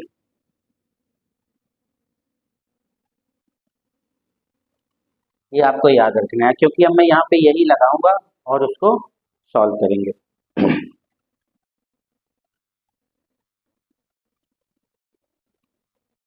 ठीक है, ठीक है। अब मैं इसको तो हम बाद में सॉल्व करेंगे, पहले मैं इस इंटीग्रल को सॉल्व करता हूँ। इस इंटीग्रल को सॉल्व करने के लिए आपके पास क्या है, 3x² - 1 upon x into x² + 1। तो आप देखिए ये लीनियर फैक्टर है, इसको मैं लिख सकता हूँ a अपॉन एक्स। ये इंटरनल स्क्वायर का फैक्टर है, तो इसको हम लोग इस फॉर्म में लिखते हैं।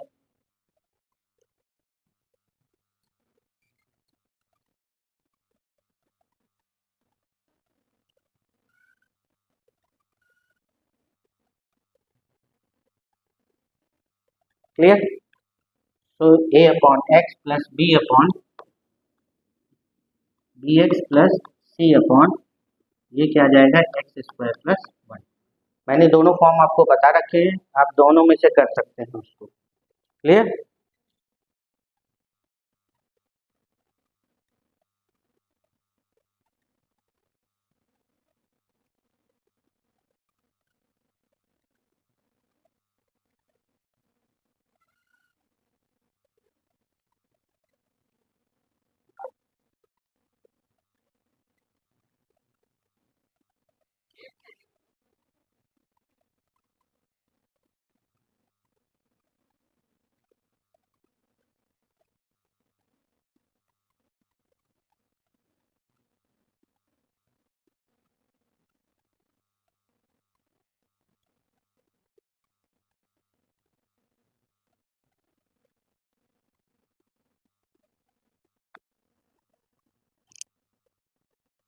ठीक है, सॉरी एक कॉल आ गया था।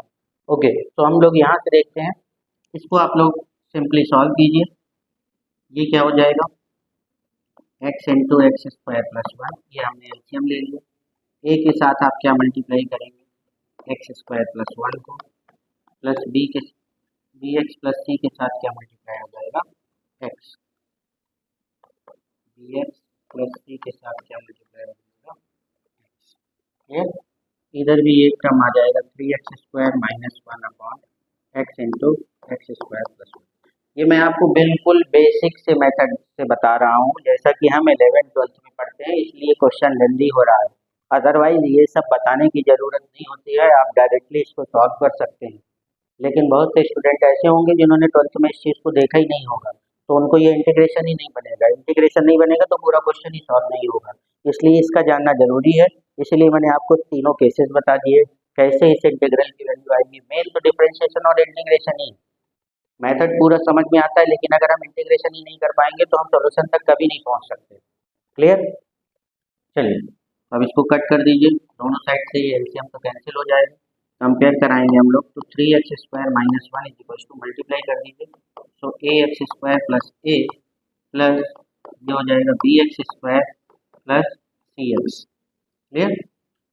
यहाँ से x² को कॉमन ले लो, तो x² को कॉमन लिया तो a प्लस b और प्लस cx और प्लस एक कांस्टेंट टर्म a, और यहाँ क्या है, 3x² - 1। अब अगर आप कंपेयर कराते हैं तो इधर x² का कोफिशिएंट क्या है, a plus b। Comparing the power of, लिख दीजिए यहाँ पे,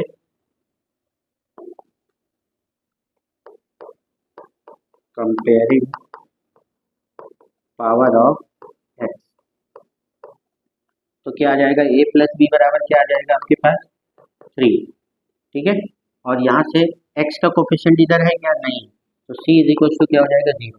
कांस्टेंट टर्म इधर a है और इधर कांस्टेंट टर्म क्या है, -1, तो a विल बी -1। अगर a की वैल्यू -1 है उसको यहाँ रख दो, तो -1 प्लस b = क्या हो गया, 3। सो b क्या आ गया आपके पास, 4। तो देखिए a, b और c ये तीनों की वैल्यू आ गई। अब आप डायरेक्टली यहाँ पे इसको रख सकते हैं, तो ये इक्वेशन किस फॉर्म में रिड्यूस हो जाएगी, a की वैल्यू क्या आ जाएगी, -1, b की वैल्यू क्या आ गई, 4, इस b की वैल्यू क्या आ गई, 4, और इस c की वैल्यू क्या आ गई, 3, मतलब 4x आ जाएगी। ठीक, अब यही सब उठा के मैं उस इंटीग्रल में रखूंगा, तो देखिए क्या आएगा, यहाँ से रख रहे हो क्या, integral factor IF = e⁻∫ of इस पूरी टर्म को मैंने ये लिखा और ए की वैल्यू क्या है -1, तो ये क्या आ गया -1/x प्लस, ठीक है। बी की वैल्यू 4 थी तो ये 4x प्लस 0 मतलब 4x अपॉन कितना है x² + 1 और ये इंटू में क्या है dx, ठीक है। इसको थोड़ा आप सॉल्व करेंगे तो e की पावर, चाहे तो इंटीग्रेशन दोनों में 1/x का इंटीग्रेशन क्या हो जाता है log x प्लस, अब ये 4x अपॉन x² है तो ये क्या हो जाएगा आपके पास x² + 1 को आप t मानो। अब ये अलग से एक इंटीग्रेशन है, जिनको नहीं आता है वो इधर देख लीजिए, इंटीग्रेशन ऑफ, मैं अलग से बता रहा हूँ, 4x अपॉन x² + 1, ये क्या हो जाएगा आप पुट करोगे क्या x² + 1 को t, ये क्या आ जाएगा 2x dx dt, तो ये यहाँ रखोगे तो इसको 4 को 2 बाहर ले लीजिए, ये 2x हो गया और ये x² + 1 और ये dx, ये पूरा मिलके क्या हो गया dt, ये क्या आ जाएगा आपके पास 2 into integration of dt upon, और इस पूरे को क्या माना है हमने t, dt अपॉन t। तो सॉल्व करके यहाँ लिखोगे तो क्या आ जाएगा 2 log और t, 1/t का इंटीग्रेशन क्या होगा log t, तो 2 log t और t क्या है x² + 1, तो हम इसको क्या लिख देंगे 2 इंटू x² + 1। नहीं आया हो तो देख लीजिएगा, लॉग की सब कुछ e की पावर में, लॉग की प्रॉपर्टी से ये कहाँ चला जाएगा log ऑफ x की पावर -1 प्लस, और ये 2 कहाँ जाएगा log ऑफ x² + 1 का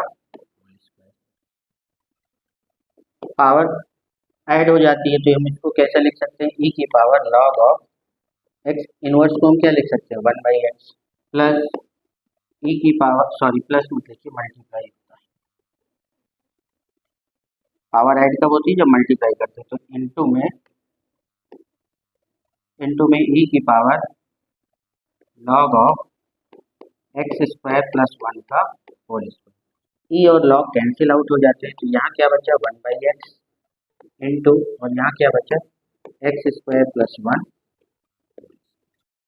ठीक है। यहाँ तक कोई डाउट हो तो बताइए, एकदम आसान, ये IF आ गया। अब इस लीनियर डिफरेंशियल इक्वेशन का सॉल्यूशन क्या होता है उसको देखते हैं। आपको लग रहा होगा क्वेश्चन ज़्यादा लेंदी हो गया, तो क्वेश्चन कई बार एग्जाम में आया हुआ है, एक बार नहीं कई बार, RGPV के एग्जाम्स में तो कई बार आया हुआ है, तो क्वेश्चन को मैं आपको बहुत बेसिक तरीके से एक एक चीज़ें बता रहा हूँ, इसलिए थोड़ा टाइम लग रहा है, लेकिन अगर आप करेंगे एक आध बार इसको कर लेंगे तो आपको भी बनेगा, और कभी 7 नहीं 14 मार्क्स में भी आ जाता है, तो क्वेश्चन तो इम्पोर्टेंट है और लेंदी भी है, क्योंकि उतने मार्क्स का आएगा तो लेंदी तो होगा ही क्वेश्चन। क्लियर, चलिए कहाँ तक पहुँचे हम लोग, ये IF निकल गया, तो हमारा सॉल्यूशन क्या होता है, solution of linear differential equation, ठीक है। क्या होता है, क्योंकि ये z के फॉर्म में था तो क्या आएगा z into IF is equal to integration of q into IF dx और प्लस c, रख दीजिए सबकी वैल्यू को, z को एज इट इज लिखा, IF की वैल्यू आई x² + 1 अपॉन का होल स्क्वायर और अपॉन में x is equal to integration of q, क्या था हमारे पास q शायद आई थिंक 0 था, फिर भी हम लोग देख लेते हैं, मैंने जब ये माना था, ये देखिए आपके पास ये यहाँ पे q विल बी 0, ठीक है, तो ये क्या आ जाएगा q इज 0, तो 0 इंटू आप कुछ भी कर दो सब 0 हो जाएगा, और ये प्लस c, तो ये क्या आया z into x² + 1 whole square upon x is equal to क्या c, ये इतना टर्म मिला आपको, ठीक, या आप इसको लिख सकते हो z is equal to cx upon x² + 1, ठीक है। Now put the value of z is what, z is dv upon dx, ये भी आपको बता दें हमने रखा था पिछली वाली स्लाइड में, ये यहाँ रखा हुआ है, ये हमने सब्स्टिट्यूट किया z इज इक्वल टू, क्योंकि फाइनली मुझे v फाइंड आउट करना है, क्लियर, तो ये यहाँ से z इज इक्वल टू क्या dv/dx यहाँ रख दोगे, so d v upon d x is equal to क्या, c x upon x square plus one whole square. मैंने बोला था वेरिएबल को सेपरेट करेंगे, तो आप वी को, भाई वी का तो एक ही टर्म है डी वी, और डी एक्स को इधर लगा दीजिए, ये क्या आ जाएगा, c x upon x square plus one whole square और इंटू में क्या डी एक्स। अब दोनों साइड इंटीग्रेट कर दीजिए, इंटीग्रेटिंग, ये सब लिखने की ज़रूरत नहीं होती है, आपको तो खुद ही लिखना चाहिए, इंटीग्रेटिंग, लेकिन मैं लिखता हूँ तो अब टाइम तो लगेगा नहीं। क्या आ जाएगा, इंटीग्रेटिंग बोथ साइड, ठीक है, कर दीजिए। So integration of d v is equal to integration of c x upon x square plus one whole square और इंटू में क्या डी एक्स, ठीक है। अब फिर से यहाँ सब्स्टिट्यूशन करना पड़ेगा इंटीग्रेशन के लिए, तो देखिए इंटीग्रेशन का सब्स्टिट्यूशन क्या हो जाएगा, अब आप एक्स स्क्वायर प्लस वन को टी मानेंगे, पुट करिए, क्या पुट अप करेंगे आप, एक्स स्क्वायर प्लस वन बराबर टी मानना हो, टी हालांकि मान चुके हैं, मान लो पी मान लिया, पी भी है हमारे पास, पी वेरिएबल भी है, क्या माना जाए, क्या ले लें, चलो ये अभी टी ही मान लें। सो टी, इसको आप डिफरेंशिएट करोगे तो क्या आएगा, two x d x is equal to d t, क्योंकि मुझे यहाँ क्या चाहिए, एक्स डी एक्स चाहिए, so x d x is equal to क्या, one by two d t, ये हम यहाँ पे रखेंगे। तो देखिए अब तो कर दिया था, उसके बाद आप यहाँ से देखिएगा ये क्या आएगा, integration of d v is equal to integration of x d x को क्या रखेंगे, one by two d t, ये वन बाई टू मैंने बाहर लिख दिया, ये डी टी लिख दिया, और अपॉन में क्या कर दिया, एक्स स्क्वायर प्लस वन को हमने टी माना है, उसका स्क्वायर था, तो ये क्या आ गया, टी स्क्वायर, तो ये क्या हो गया, डी वी का इंटीग्रेशन डी हो गया, वन बाई टी हो गया, इसको आप इंटीग्रेट करोगे तो टी की power minus two d t हो गया, ये क्या हो गया, one by two t to the power minus two plus one upon minus two plus one, तो this will be one by two and minus में वन अपॉन टी, तो ये आया माइनस में one upon two t, clear, और t हमने क्या माना था, एक्स स्क्वायर प्लस वन, तो दिस विल बी माइनस में one upon two into T क्या है, एक्स स्क्वायर प्लस, ये क्या आया आपके पास v, ठीक है, this is the value of v, हमको यही v चाहिए, ठीक है। So now solution of given differential equation is y बराबर v इंटू वाई, तो y is equal to v की जो वैल्यू है आप उसको लिख लीजिए, माइनस में one upon two into x square plus one और इंटू में वाई वन, और वाई वन क्या था हमारे पास, दे रखा था x plus one by x, x plus one by, आपको लगता है तो, क्योंकि मुझे दिख रहा है कि अगर मैं एलसीएम ले लूँगा तो थोड़ा सॉल्व हो जाएगा, आप भी कर दो, minus one by to one upon x square plus one, ये एज आया, और इसको आपने एलसीएम लोगे तो क्या आएगा, x square plus one upon x, ठीक है। अब आप इसको कैंसिल आउट मार दीजिए, कैंसिल आउट करोगे तो ये देखिए x square plus one cancel हो जाएगा, तो ये क्या आया, वाई बराबर माइनस में वन अपॉन, बस यही आंसर है, y is equal to minus में वन अपॉन टू एक्स। तो आप देख लीजिए एक एक चीज़ें हैं, मैं स्लाइड को नीचे भी कर देता हूँ, कहाँ से क्या, इसीलिए मैंने इसका इस्तेमाल किया था क्योंकि क्वेश्चन था थोड़ा सा बड़ा। यहाँ से देख लीजिए, एक बार स्क्रीनशॉट ले लीजिए, देखते जाइए, सारी चीज़ें मैंने आपको सेपरेट करके बताई हैं, कहाँ पे क्या क्या चीज़ें यूज हो रही हैं। उसके बाद आप इसका स्क्रीनशॉट ले सकते हैं।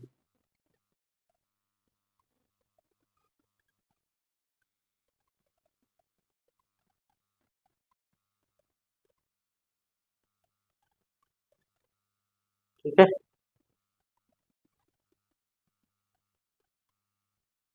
इसको थोड़ा और ऊपर कर दीजिए, स्क्रीनशॉट ले लिया मतलब।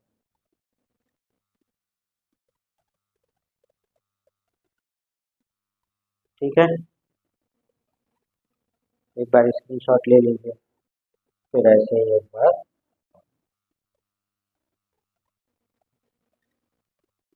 फिर ऐसे ही एक बार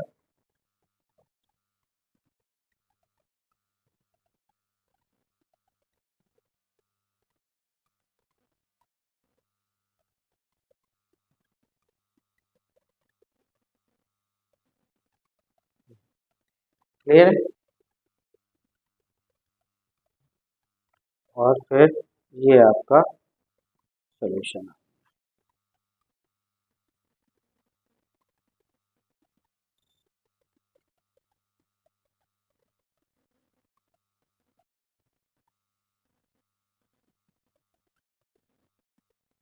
ठीक है,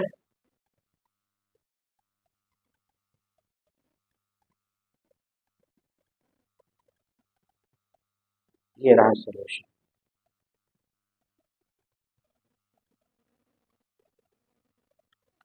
ठीक, तो इस तरह से हम लोग इस क्वेश्चन को कर सकते हैं।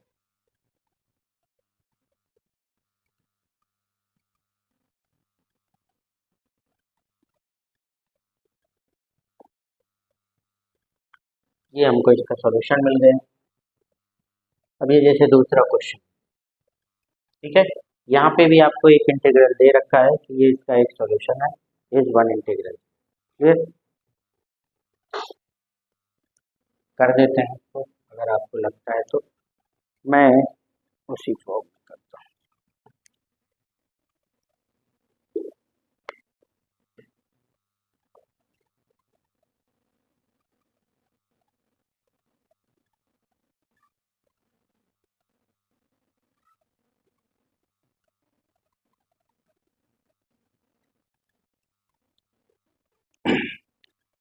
देखिए, ये इस बार एक बार इस क्वेश्चन को मैं आपको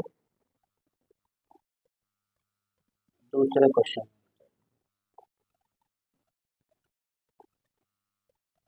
क्लियर, चलिए इस क्वेश्चन को लिख लेते हैं। ये क्वेश्चन क्या है आपके पास,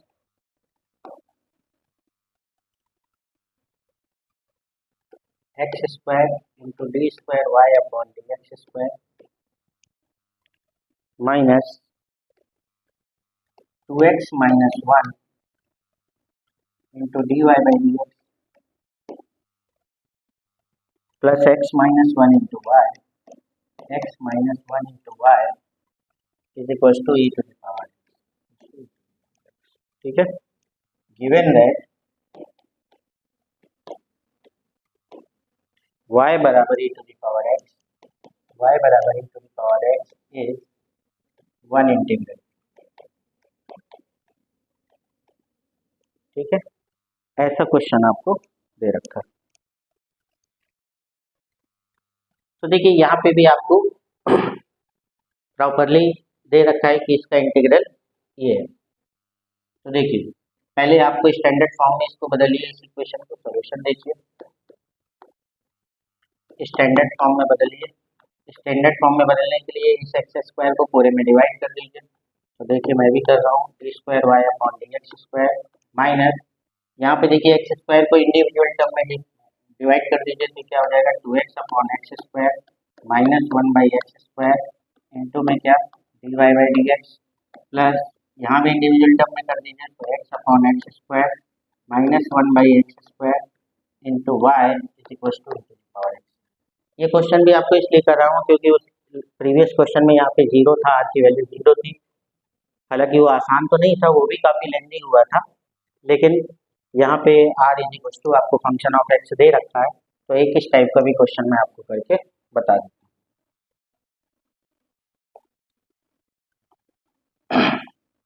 तो देखिए, डिवाइड कर दिया तो क्या आएगा आपका d square y upon d x square minus, इसको कैंसिल आउट करोगे तो 2 upon x minus 1 by x square d y by d x plus, यहाँ कैंसिल आउट हुआ ये और ये, तो क्या आया 1 by x minus 1 by x square into y equals to e की पावर। ये अब आपका स्टैंडर्ड फॉर्म हो गया, वेयर इसको कंपेयर करा दीजिए, कंपेयर कराएंगे तो ये आपको क्या मिलेगा p बराबर p पूरा विद माइनस, मतलब अगर प्लस में है तो कोई दिक्कत नहीं होती, लेकिन अगर माइनस में है तो माइनस को लेना पड़ेगा हमको, तो ये क्या आ जाएगा -2/x और माइनस माइनस प्लस हो जाएगा 1/x स्क्वायर। क्यू की वैल्यू भी लिख दीजिए, क्यू क्या होगा 1/x माइनस 1/x स्क्वायर, और आर क्या हो गया यहाँ पे e की power P q are find out हो गए हमारे पास। अब given that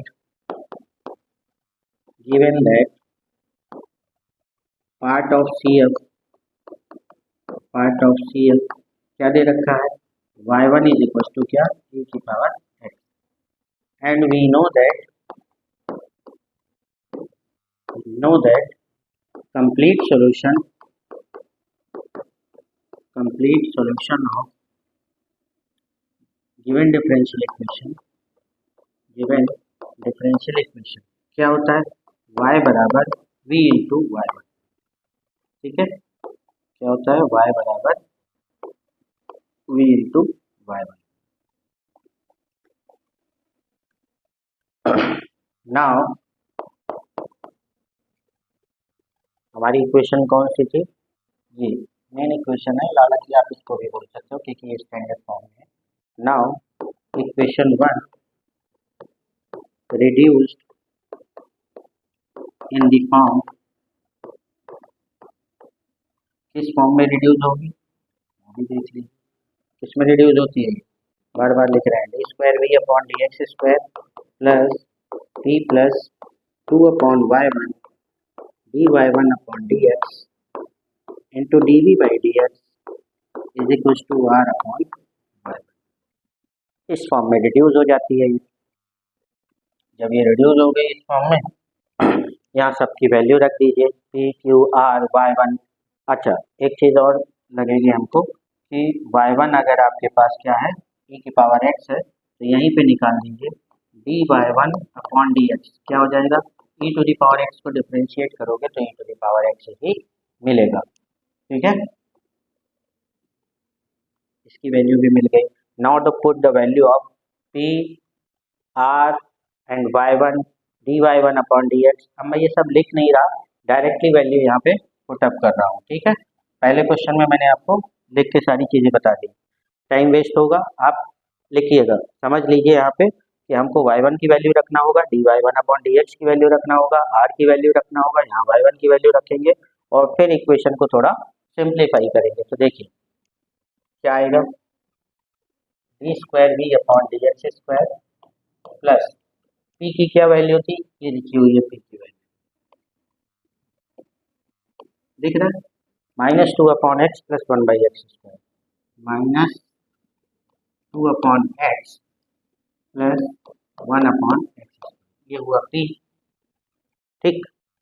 2 अपॉन y1 तो प्लस 2 अपॉन y1 क्या है e की पावर एक्स, डी y1 की है ये e की पावर एक्स, और इनटू में क्या आया डी बाई डी एक्स बराबर आर, आर की वैल्यू क्या है e की पावर एक्स लिख दीजिए, और अपॉन y1 क्या है e की पावर एक्स, ये इतना टर्म है। अब जो जो कैंसिल आउट हो रहा था उसको आप कैंसिल आउट कर दीजिए, क्या कैंसिल आउट हो रहा है, ये कैंसिल आउट हो रहा है, ये कैंसिल आउट हो रहा है, ठीक, बाकी का टर्म लिख दीजिए, क्या आया d square v upon d x square plus ये क्या आया -2 upon x, 2 upon x,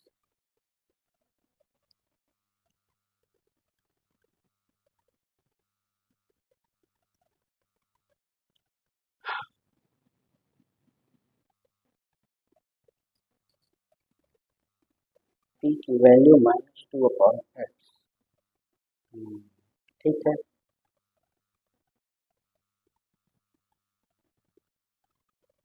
question तो सही लिखा था ना हम लोगों ने, एक मिनट 2x-1 ही था।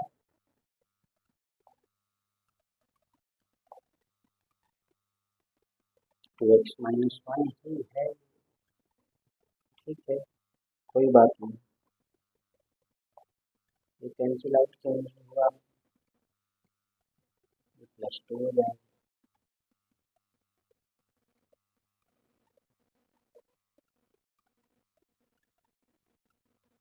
ये p हुआ -2/x प्लस 1/x² -2/x, ठीक है, 1/x² हुआ, 1/x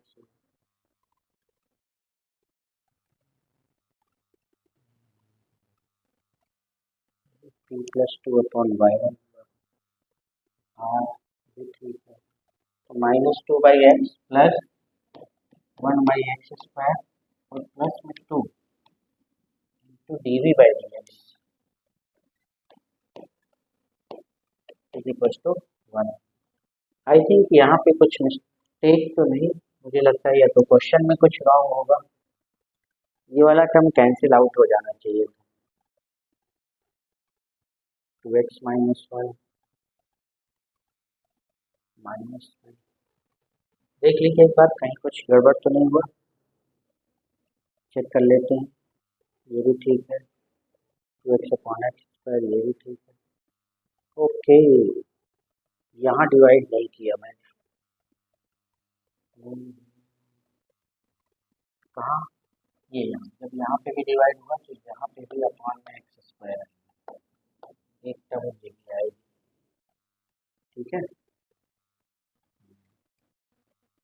e to the power और कहीं तो नहीं छूट गया, 2x/x² minus 1/x² x/x² 1/x² और e to the power x/x², clear है, ठीक है, तो ये भी क्या आएगा, e to the power x/x², ठीक है, यहाँ पे कैंसिल किया तो 2/x, ये भी ठीक है, ये भी ठीक है, चलिए तो ये क्या बचा आपके पास, यहाँ से इसको हटा दीजिए, r की वैल्यू क्या थी, e to the power x/x², तो ये क्या आ गया x², तो ये आया 1/x², ठीक है,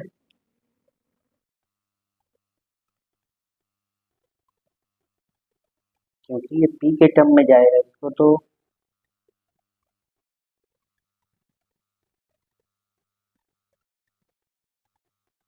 कुछ तो गड़बड़ है इस क्वेश्चन में, मैं एक बार चेक कर लेता हूँ।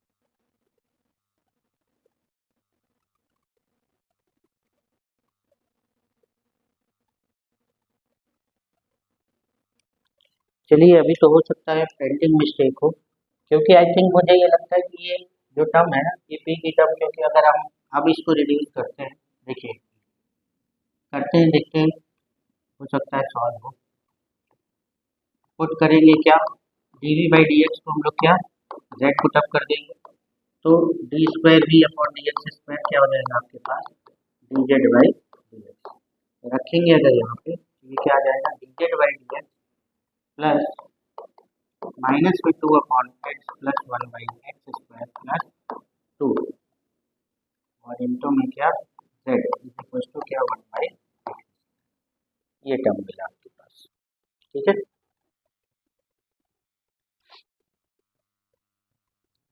अब ये लीनियर के फॉर्म में, तो लीनियर के फॉर्म में आप इसको कंपेयर करेंगे तो ये क्या आएगा आपके पास,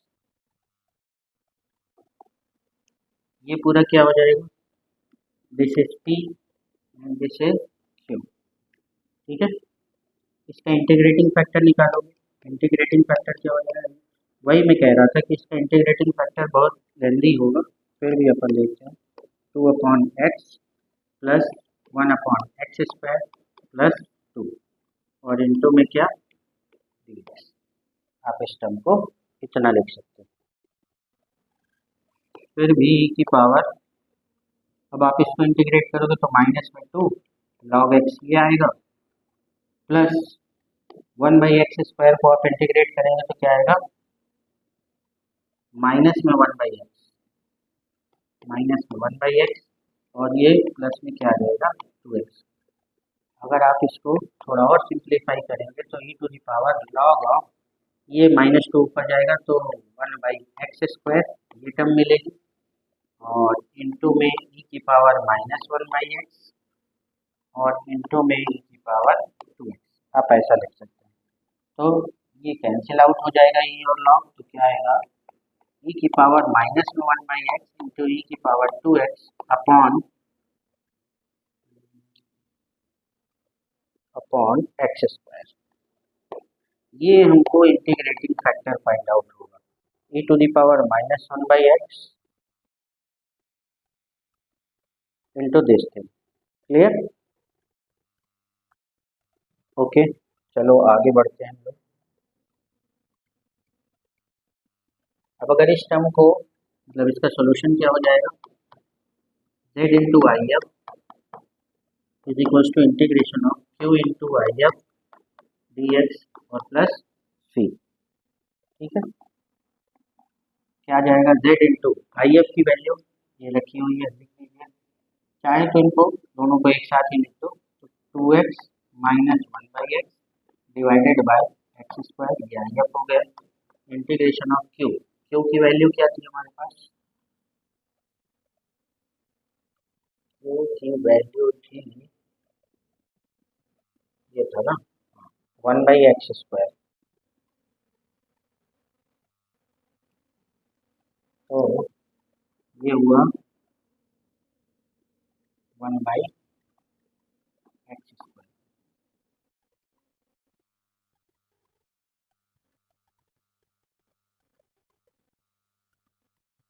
हाँ, q की वैल्यू है 1/x²,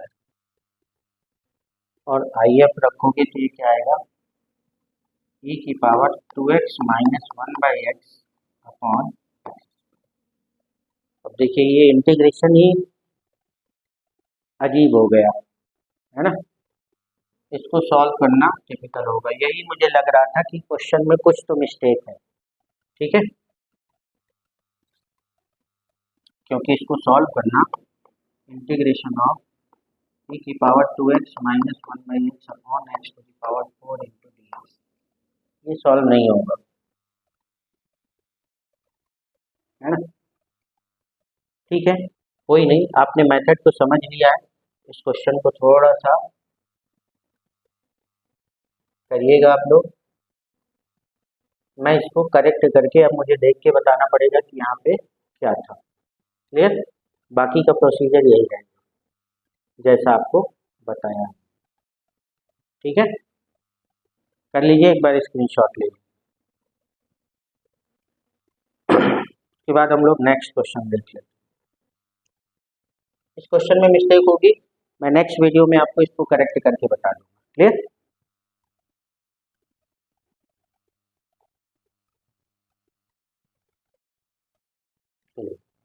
एक क्वेश्चन ये है आपके पास, इसमें भी सेम वही आपके पास y is equal to 1/x दे रखा हुआ है। ठीक है, यहाँ पे आपको y बराबर x ये आपको दे के रखा हुआ है। चलिए चाहे तो इसको सॉल्व कर देता हूँ।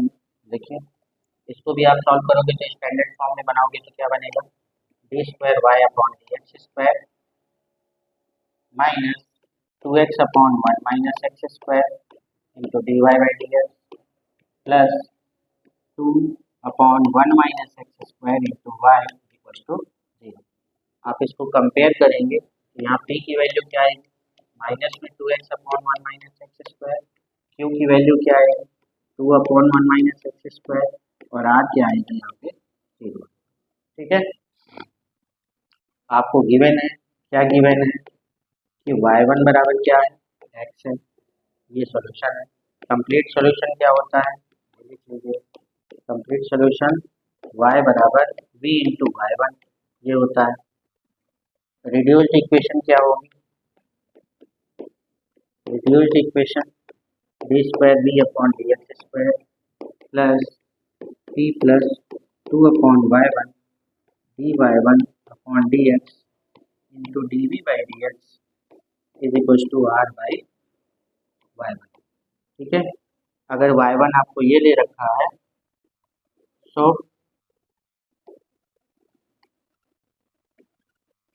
D y one upon d x क्या हो जाएगा? ये 1 हो जाएगा।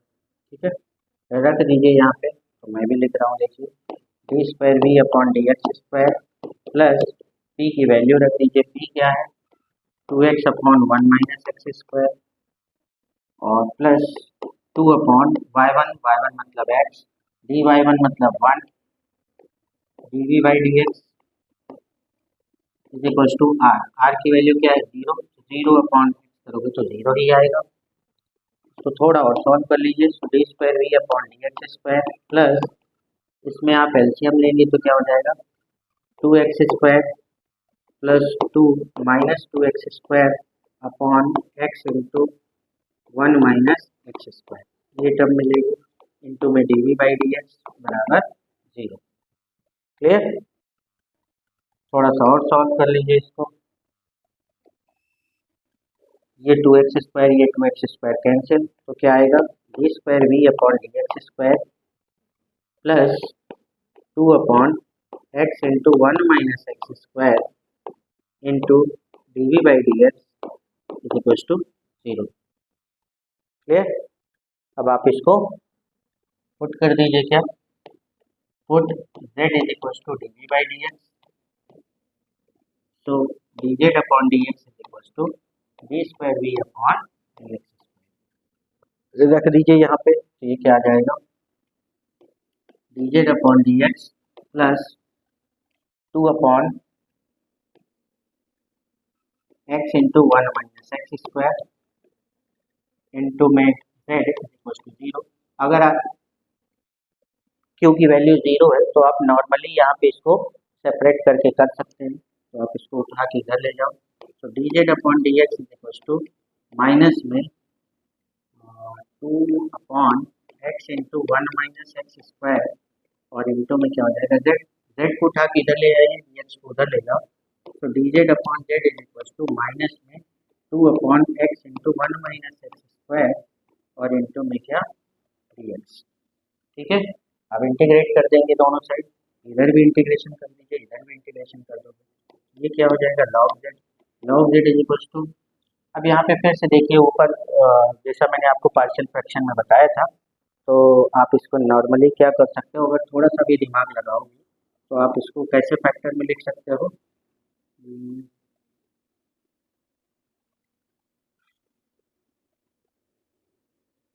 X upon 1 minus x square plus 1 by x आ जाएगा क्या x square plus 1 minus x square, हाँ कैंसिल हो जाएगा, बिल्कुल सही।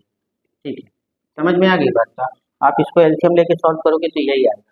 ये थोड़ा सा दिमाग लगा के या तो कर लीजिए, क्योंकि छोटा सा क्वेश्चन था इसलिए मैंने यहीं पे कर दिया, क्योंकि नहीं तो उसको अलग से पार्ट में मुझे करना पड़ता। और पार्शियल फ्रैक्शन इससे पहले वाले क्वेश्चन में मैंने आपको बताया था कि ए अपॉन एक्स लिखेंगे, बी एक्स प्लस सी अपॉन 1 माइनस एक्स स्क्वायर लिखेंगे, फिर आप एलसीएम लीजिए फिर उसको सॉल्व कीजिए। ठीक है, अभी यहाँ पे मैंने इसको ऐसे ही किया है, log z is equal to minus x upon 1 minus x square, ये क्या होगा इंटीग्रेशन, देखिए integration of x upon 1 minus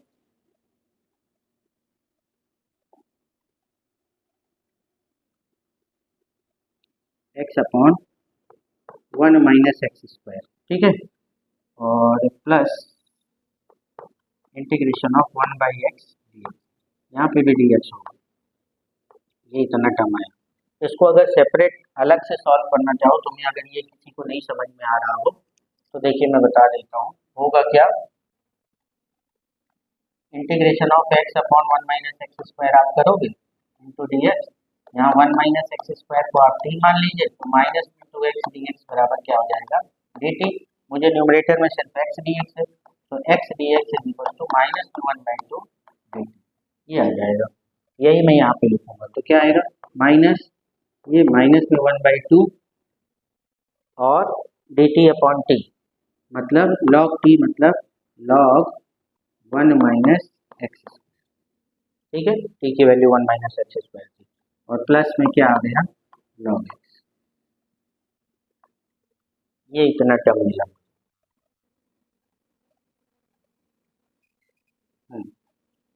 अब देखिए माइनस का अगर अंदर मल्टीप्लाई करते हैं तो ये क्या आ जाएगा 1/2 log of 1 minus x square.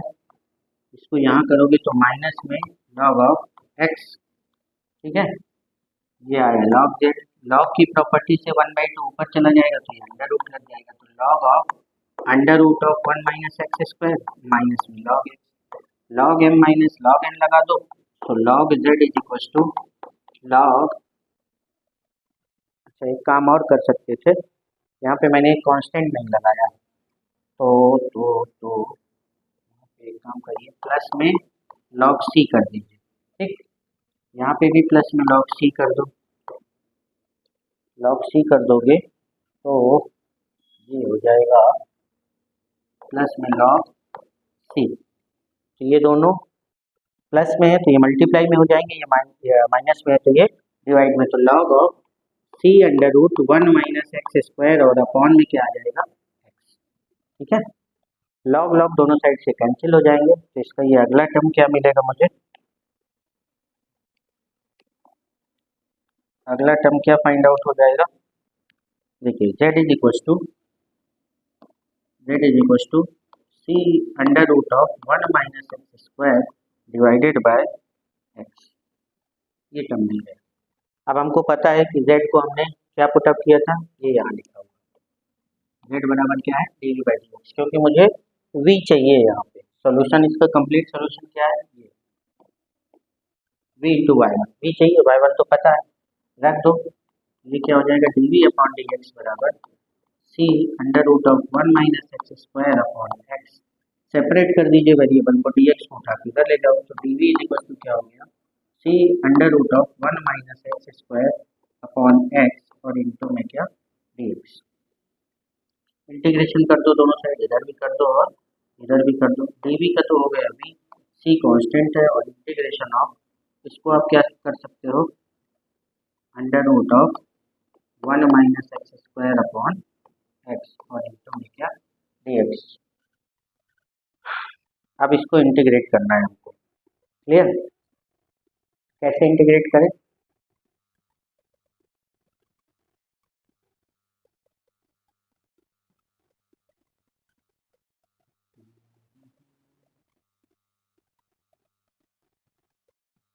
कुछ और तो नहीं किया।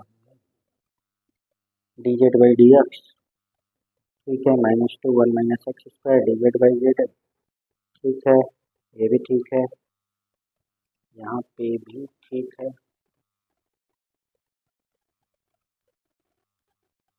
X square plus 1 minus x square ठीक है, एक्स स्क्वायर कैंसिल हो जाएगा, ये भी ठीक है, ये भी ठीक है।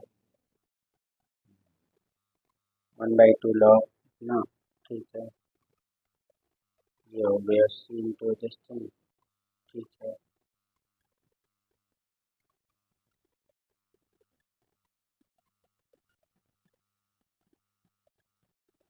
ठीक है, अब इसका कुछ सब्स्टिट्यूशन अगर लगाएं तो सॉल्व हो जाएगा। देखो एक्स इज इक्वल टू अगर मैं रखता हूँ क्या साइन थीटा, तो हम क्या कर दें कुछ ट्रिग्नोमेट्रिक टर्म लिख दो और क्या, अरे ये दिखेगा ब्लैंक। पुट क्या करें हम, अगर मैंने x बराबर क्या रखा मान लो साइन थीटा, तो डी एक्स बराबर क्या आएगा कॉस थीटा डी। ठीक है, अगर आपने इधर थोड़ा सा एक बार स्क्रीनशॉट ले लो तो मैं इधर थोड़ा सा रब करके सॉल्व कर दूँ। क्लियर, चलिए मैं यहाँ से चीज़ों को हटा रहा हूँ।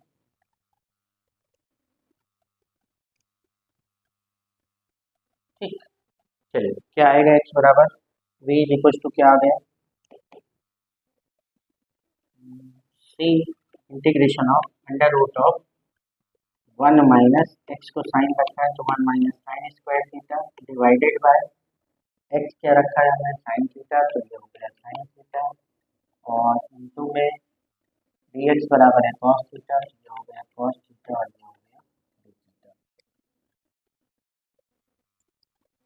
ठीक, तो ये क्या आ जाएगा c into integration of 1 minus sine square cos square होगा तो मतलब ये कॉस स्क्वायर थीटा और या cos theta upon sine theta into cos theta. ठीक है,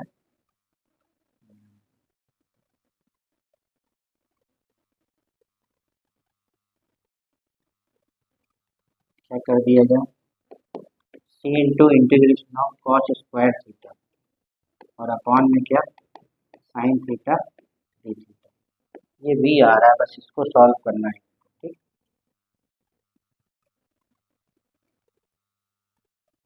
चलिए इसको कैसे सॉल्व कर सकते हैं कॉस स्क्वायर थीटा को ब्रेक कर दीजिए।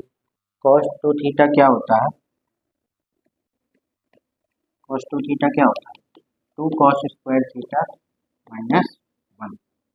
ठीक, या हम इसको लिख सकते हैं cos square theta is equal to 1 plus cos two theta divided by 2। लेकिन साइन थीटा भी है। ठीक है, यहाँ से आप v की वैल्यू फाइंड आउट करेंगे, इसको आप इंटीग्रेट कर लीजिएगा और सॉल्यूशन में y बराबर v इंटू जो y1 था यहाँ रख देंगे, यही हमारा आंसर। ठीक है, तो इस तरह से देखिए वन नोन सॉल्यूशन जो है आपके पास, हमने अभी linear differential equation variable coefficient का पहला मेथड पढ़ा वन नोन इंटीग्रल, या तो हम लोग इसको इंस्पेक्शन से निकालते हैं या तो फिर हम लोगों को दिया होता है। नेक्स्ट क्लास में हम लोग पढ़ेंगे कि रिमूवल ऑफ फर्स्ट डेरिवेटिव क्या होता है, कैसे हम लोग ये फर्स्ट डेरिवेटिव के टर्म को इस लीनियर डिफरेंशियल इक्वेशन के टर्म से हटाते हैं, देन उसके बाद इस डिफरेंशियल इक्वेशन का सॉल्यूशन फाइंड आउट करते हैं। और जो एक क्वेश्चन शुरुआत में शायद मिसप्रिंट था, मैं उस क्वेश्चन को भी दोबारा लेके आऊँगा आपको और आपको सॉल्व कराऊंगा। Thanks for watching. Maximum students अभी क्या करते हैं कि वीडियो तो पूरा देखते हैं, सभी वीडियो देखते हैं, लेकिन उसको सब्सक्राइब नहीं करते हैं। तो आप सभी लोगों से रिक्वेस्ट है कि चैनल को सब्सक्राइब जरूर कीजिए ताकि आने वाले वीडियो का नोटिफिकेशन आपको मिलता रहे, और अपने दोस्तों में भी इसको शेयर कीजिए ताकि सभी लोगों को इसका फ़ायदा मिल सके। ठीक है, थैंक यू।